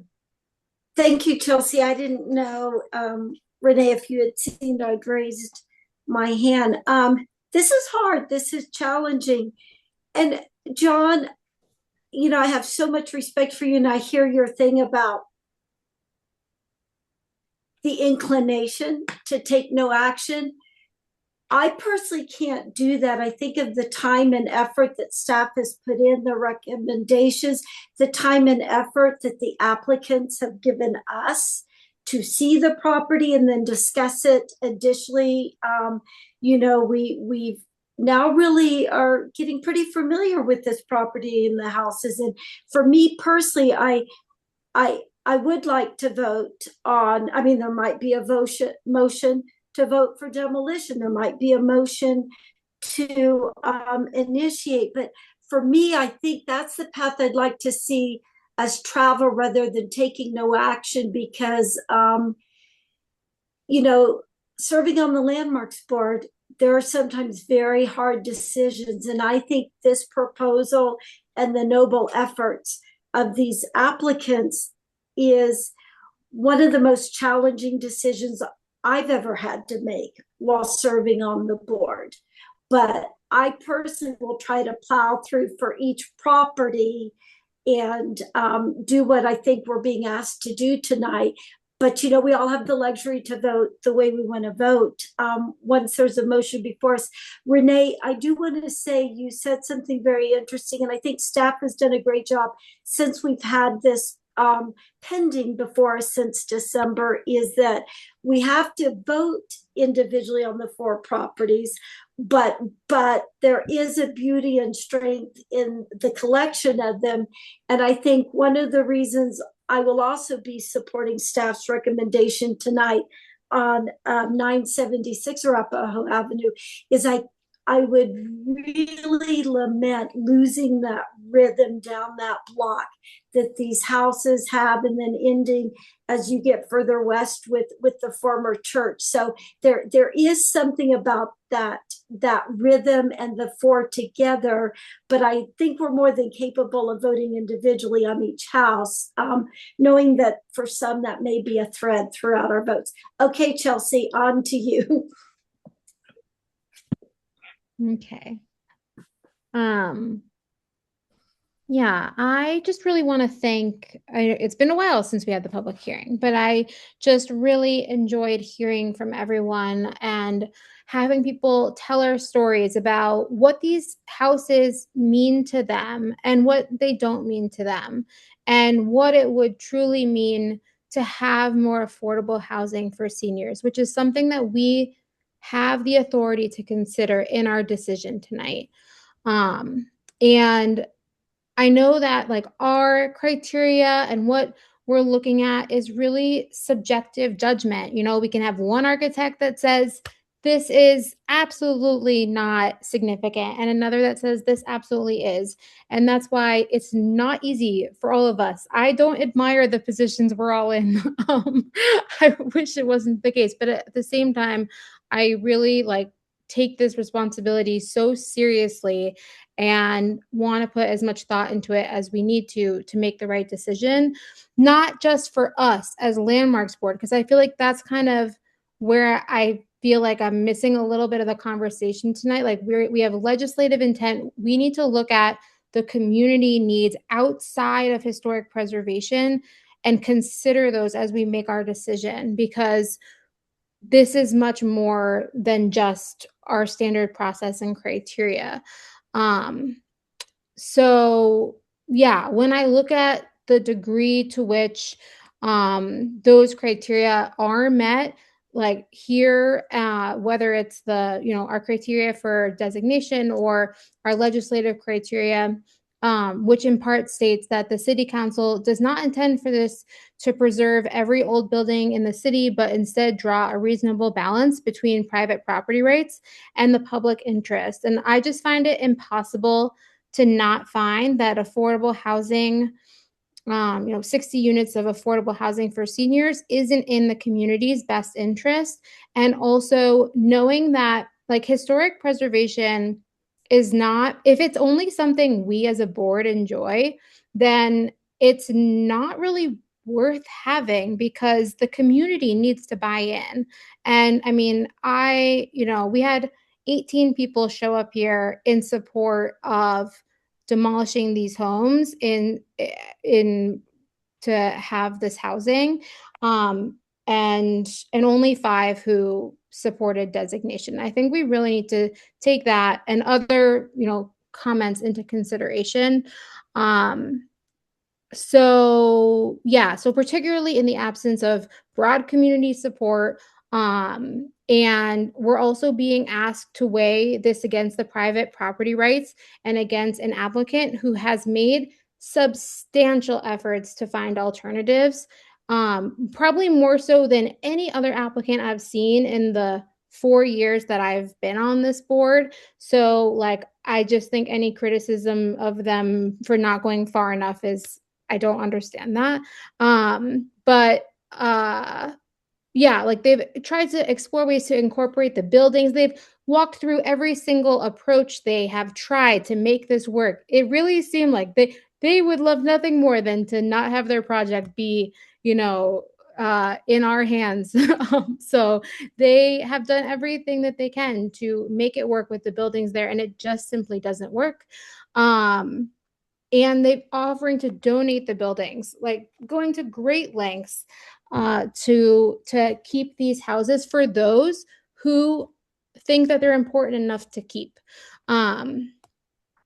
So I don't think I need to get into the criteria. I talked about this at our December hearing.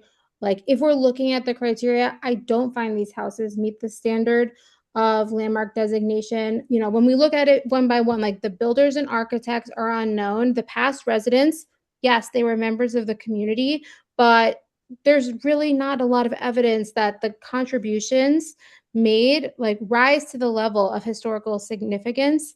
I thought one of the public speakers had a great point that, these houses were working class houses, and the people there, worked for unions. And I think about what they would have wanted us to do in this scenario. And that's an interesting question to think about. Yeah, and I'm just also unconvinced that these properties meet the threshold for environmental significance. Like, again, looking at, okay, what is the argument for environmental significance? Well, it was that they were described as visually prominent. And like, in my view, that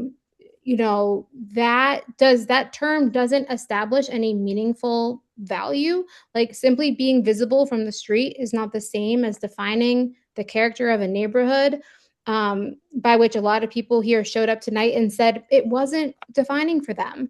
And who are we to say what's defining for a neighborhood where people live? I myself lived in this area, and I did not find this to be what made this area special. And okay, sorry, I'm almost done, and then I'm not going to talk on the other ones. But when I think about historic preservation, and I think about the places that are truly exceptional and buildings and spaces that are celebrated as a clear public good and whose preservation unquestionably enriches future generations. And like, the proposal is 60 units of permanently affordable housing for seniors in a walkable neighborhood next to the library and within easy reach of downtown, services and amenities. And it's an opportunity for older adults to age in place, remain connected to community, and live with dignity in like the heart of the city that they call home. And I just really I think about the legacy we create through our decisions here. If we want to start the process to designate these properties over the owner's objection and block this project, these houses will no longer simply be, modest examples of 1920s construction. Like, they will become to represent something else, and it will come to represent what could have been affordable housing that was never built for seniors who needed it, because we thought that these 4 houses were more important than that. So in the end, I do not believe that the evidence supports moving forward with landmark designation. I do believe that the community benefit of permanently affordable housing for seniors in this location is clear and compelling. And I want to be a part of supporting that, despite it being really hard to say these buildings are important, but compared to the future interest, which we have the authority to look at right now, it doesn't meet that threshold. And I want our program to be something that we're proud of, and something that in the future they look at these decisions and say, you know what, that was a hard decision, but they made the right call. And I think that would be the case if we either approve the demolition or simply make the decision to just allow the proposal to move forward, which I think is also a decision as well. Even though we're not voting on it, I do think it's a decision either way to just let the application move forward, and even if we don't approve the demolition. Okay, thank you. Well said. Thanks, Chelsea. Michael has his hand raised. And I'm glad that Chelsea recognized that it's subjective in terms of our interpretation of the historic and architectural value. I have a question for Marcy. How many of the criteria need to be met for historic designation? And I should know that, I know, but I'm sick and I'm tired, so I can't. Are you talking about the designation hearing, not the hearing tonight? Correct. Yes. So other communities have more of a metric where you have to have 3 out of the 5 or 4. We don't have that here. And so it is a consideration of the architectural, historic, and environmental significance, and finding that the designation is consistent with the purposes and standards. So it's a judgment. It could be one. It could be one. It could be one. Single criteria. So I mean, the criteria is broader. It's not just one of the significance criteria. It's more the purposes and intent. Right. So since we can't consider, I'm gonna lower my hand because that's annoying. But since we can't consider all 4 of them, and that we're saying, I think that there could be some comprehensive value, but we can't really look at them that way. One does stand out to me as having architectural significance and criteria, and it's 990. That one, if I look at them individually, that one is different. And that one does exhibit, regardless of what a modernist architect might say about whether it meets craftsman style, not craftsman as defined by the great architects that were associated with the invention and articulation of that particular architectural movement. But this is 990 is an example, a good example, and I would actually say it's an excellent example of craftsman style bungalow architecture in Boulder, as exhibited in other places. And we're not here to designate every monument of somebody who was famous who lived there. It's to preserve these sorts of things. And so where I'm leaning, to be honest, is for the other three, I would agree with I don't know about the no action part, but with 990, I think I would fall on my sword about designation. And I have an interest in the intent to designate 990 Arapahoe Avenue. And I wonder if I can get support from other board members for the one.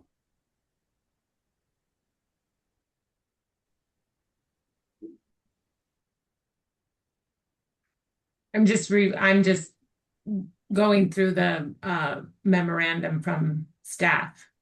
And beyond that, outside of my architect, I mean, I'm on the board as an architectural professional. That is my purview, right? So that's the value I bring. I look at that house and it is different than the other three. And if I'm an architect, I think that, and Chelsea, I'm glad I must have had my numbers off with respect to pros and cons in terms of the public hearing, but the ratio is the same. It's, it's call it 25%, right? So here's the one that we could save to represent that minority, right? I believe that any skilled architect can develop this property around the one.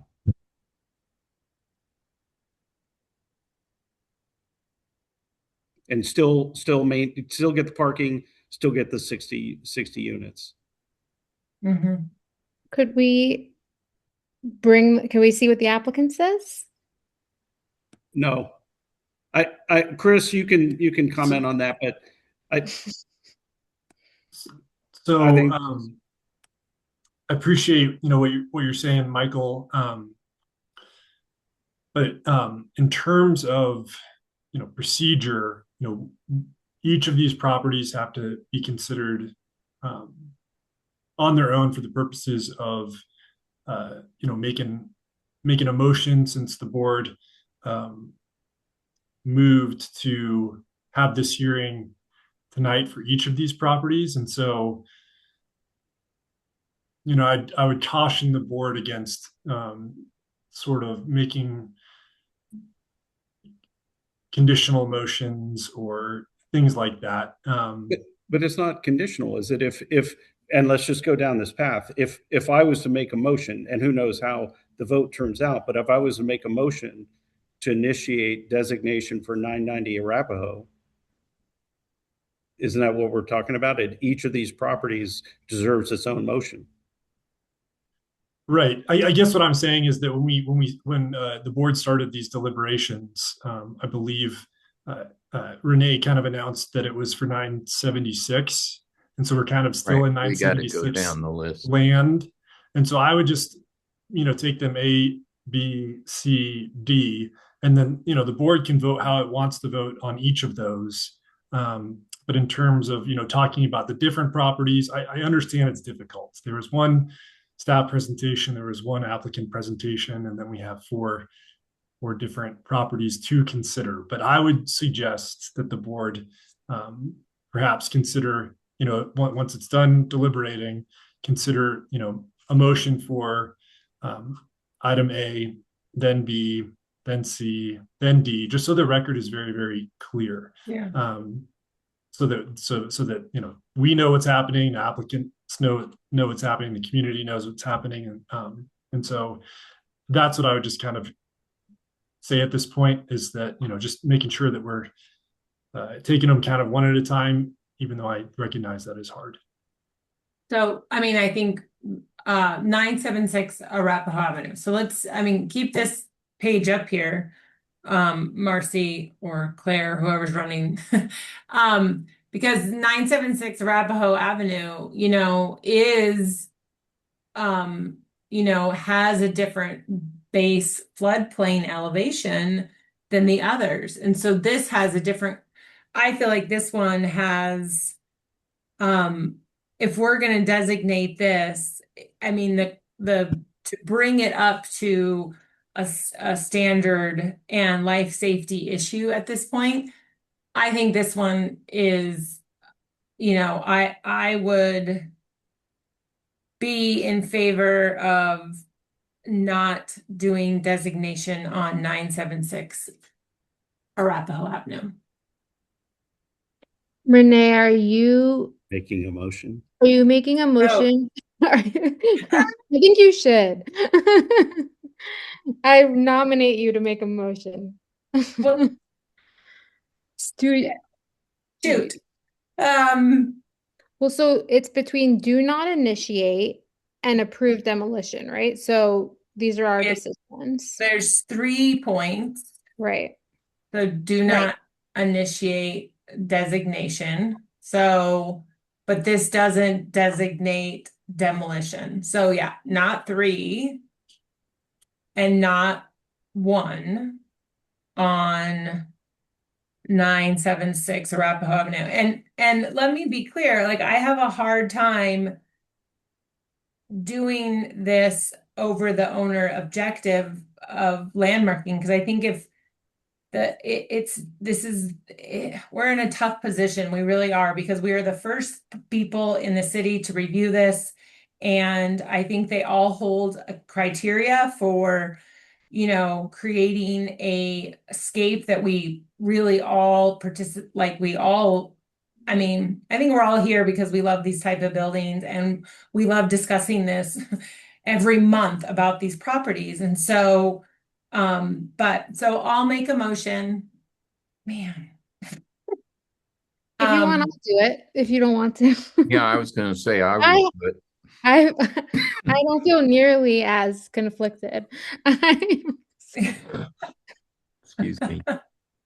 No, I'll move that the Landmarks Board not initiate the process for landmark designation on 976 Arapahoe, item 5A, finding that it does not meet the criteria for such initiation pursuant to section 911.3, initiation of designation for individual landmarks and historic districts of the Boulder Revised Code 1981, and in balance is not consistent with the goals and policies of the section 2.27 of the Boulder Valley Comprehensive Plan.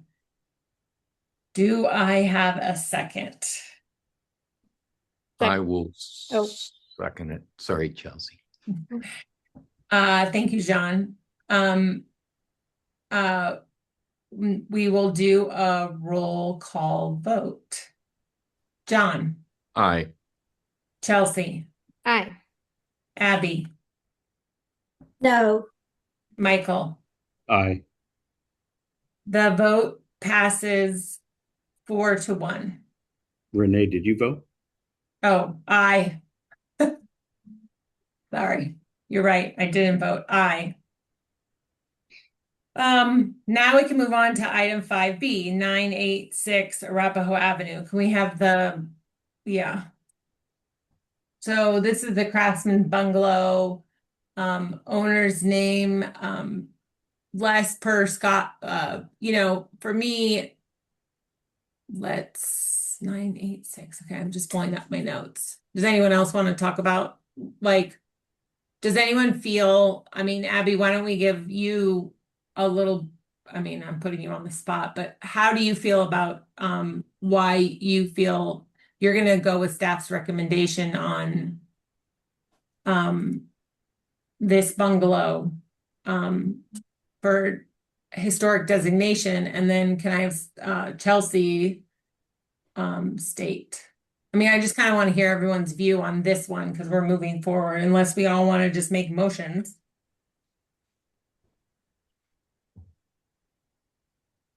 I think my comments would be the same as 976.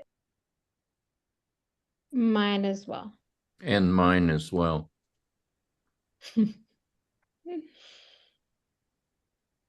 I'll make a motion that we hey, how'd you know?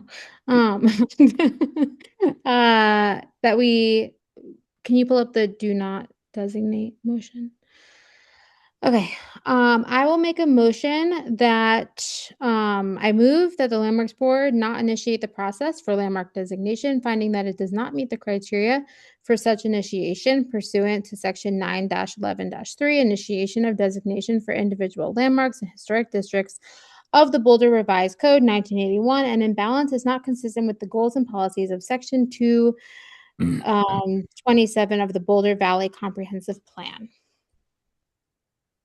You want to state the item number and the address? Oh, shoot. Can you go It's back? For 986 Arapahoe. Avenue. item 5B. Item 5B. Okay. Do I have a second? I'll second. Okay, let's take a roll call vote. Michael, Yes. Abby, No. Chelsea, Aye. John, Aye. and I vote aye. So it passes 4-1. Now we move on to item 5C, 990 Arapahoe Avenue. You want to pull up the... So, Again,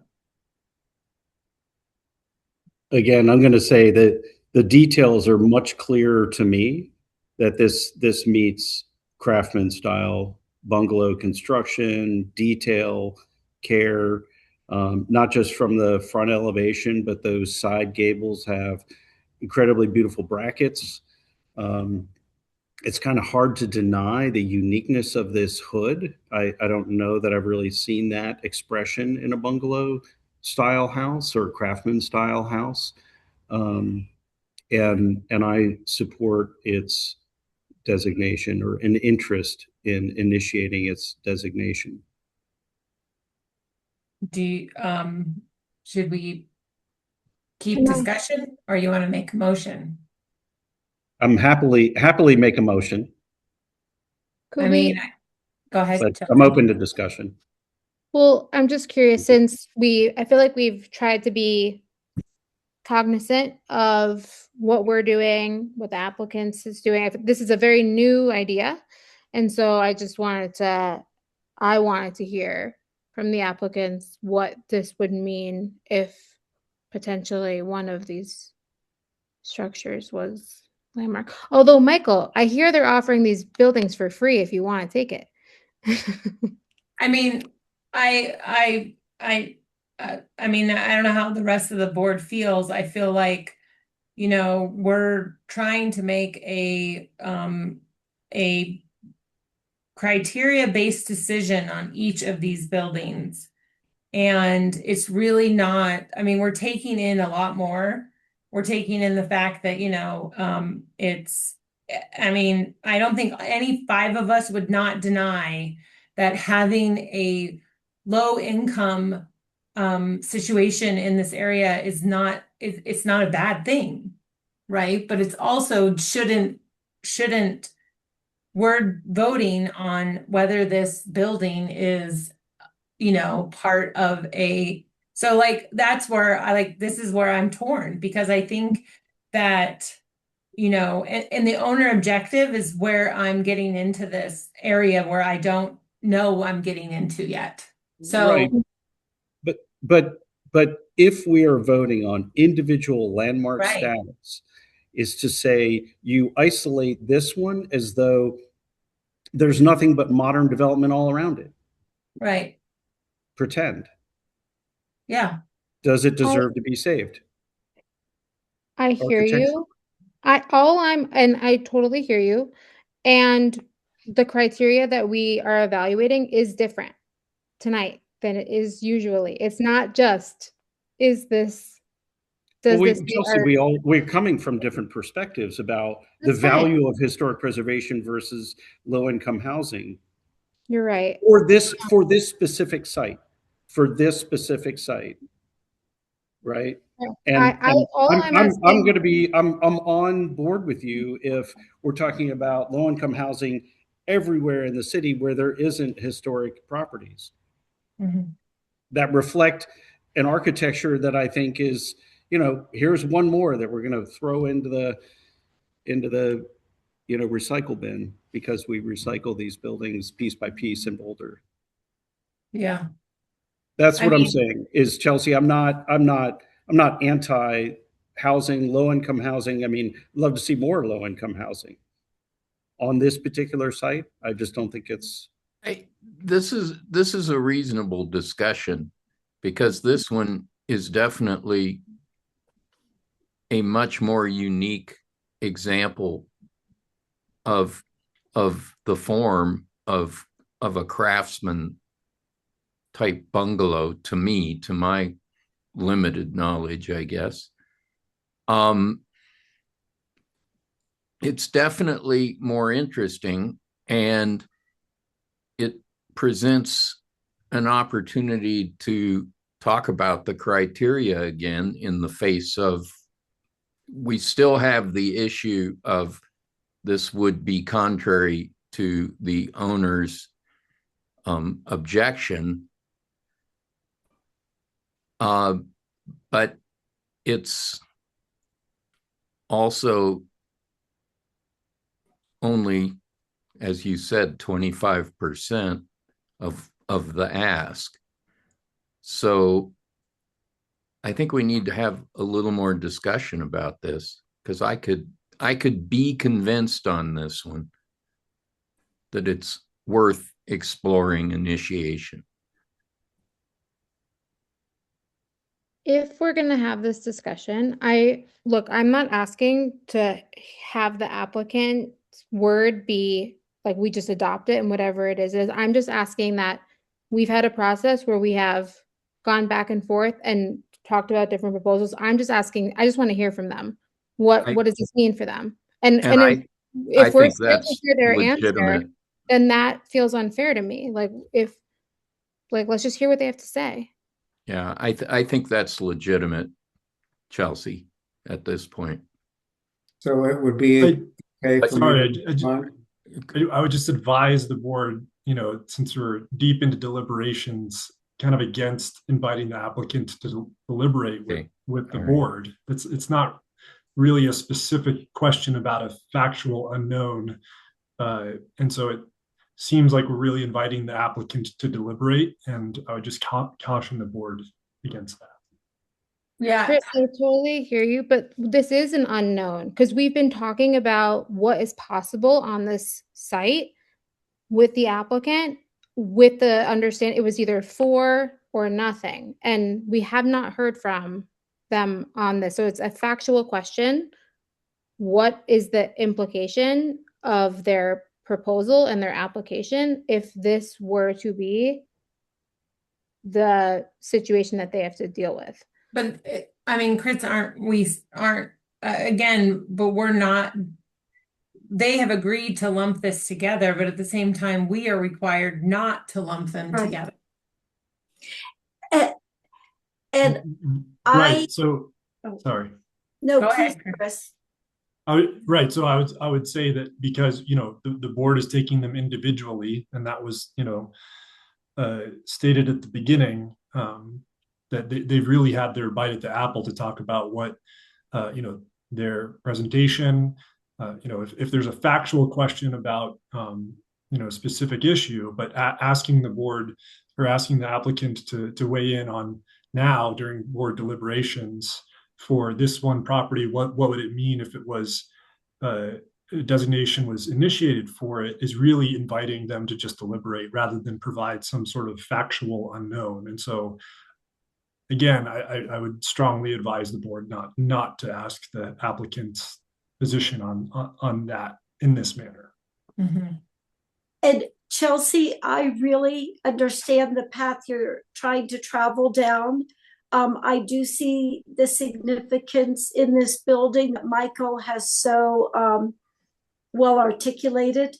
I do know when we have these hard situations in the past, the one thing, because I don't see it as factual, I see it as more hypothetical, because perhaps this is moved somewhere on the property and then incorporated into redevelopment somehow. And we don't know if at the next level, if there isn't a designation hearing for this, if that will get recommended to city council, and then will city council do it. So I think it's an intriguing idea to pursue this, because this isn't the final say. There's still the April 7th planning board meeting. And I find it intriguing, even if we don't have all the answers and all the input, we would always. Abby, you went muted at the end. I'm done for the moment. Okay. As the applicant, we can't provide, Chris, according to you, just a factual statement, not a debate or a declaration. I'm advising the board to not invite you to deliberations. Yes, that's right. Well, what if I do? What if I don't understand what my power is to ask anyway. Chris, do we take a motion on asking, or are we like, I think Abby's a no. Abby's head is shaking, so that's why I'm saying no. I'm a no in asking Mark or the applicant. So I'm taking advice to not at this point, because we have to stick to procedure. As I think we take advice of the council is my perspective. Yeah, exactly. Yeah. That's fine. I guess, well, without any information, then I just feel like I have to assume that the designation of any one of these 4 properties has the same impact as designating all of them. So I don't know that's the case, but yeah, I you can assume that. My assumption is that they can rework the plan and figure it out with 3 out of the 4. I guess for me, I'm not willing to risk 60 units of affordable housing for seniors. So I'm just not willing to risk it without having that information. It seems like a really simple thing. We've asked applicants in the middle of our deliberations before basic questions. I don't understand why this is different. Seems like a basic question. Yeah. I'm ready to make a motion.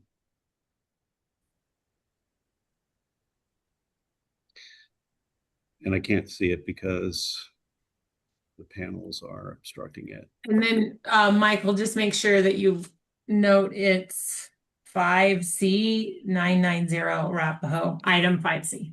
For item 5C, address 990 Arapahoe Avenue, I move that the Landmarks Board adopt a staff memorandum dated February 25th, 2026, as the findings of the board, and adopt the resolution attachment A to initiate the process for landmark designation, finding that it meets the criteria for such initiation pursuant to section 9-3-11-3, initiation of designation for individual landmarks and historic districts of the Boulder Revised Code 1981, and imbalances consistent with the goals and policies of section 2.27 of the Boulder Valley Comprehensive Plan. I second it. Okay. We can either have an additional discussion or we'll do a roll call vote. John. Aye. Chelsea. No. Abby. Aye. Michael. Aye. And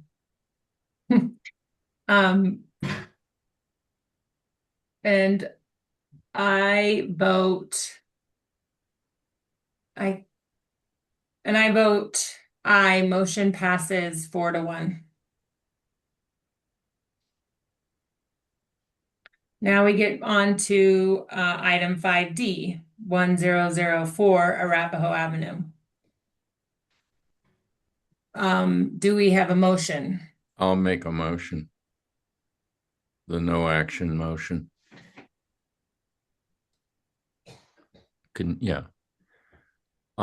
For For 1004 Arapahoe, I move that the Landmarks Board not initiate the process for landmark designation, finding that it does not meet the criteria for such initiation pursuant to section 9-11-3, initiation of designation of individual landmarks in historic districts of the Boulder Revised Code 1981, and in balance is not consistent with the goals and policies of section 2.27 of the Boulder Valley Comprehensive Plan. Thank you, John. Do we have a second? I'll second. Thank you, Michael. Let's do a roll call vote. Chelsea. Aye.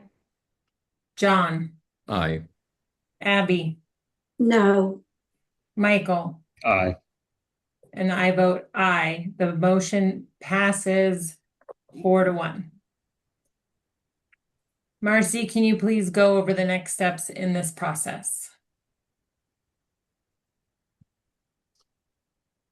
Yes.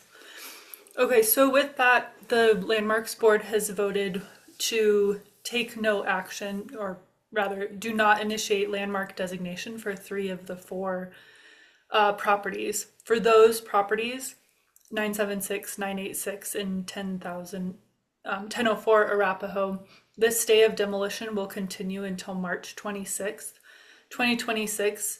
If the Landmarks Board allows the stay of demolition to expire, the city manager will approve the demolition application after March 26, 2026. I will note that it is our practice and in the code to require archival documentation of buildings if they are found to be eligible, but then ultimately not preserved through this process. And so we'll follow up with more detail about what level of documentation we would require if those buildings are approved for demolition.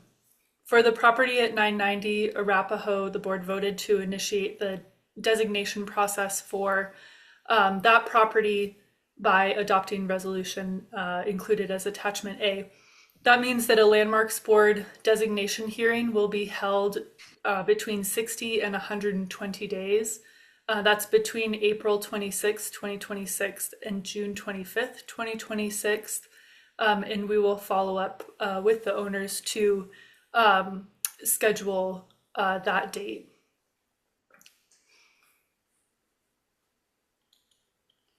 And that's the end of the next steps.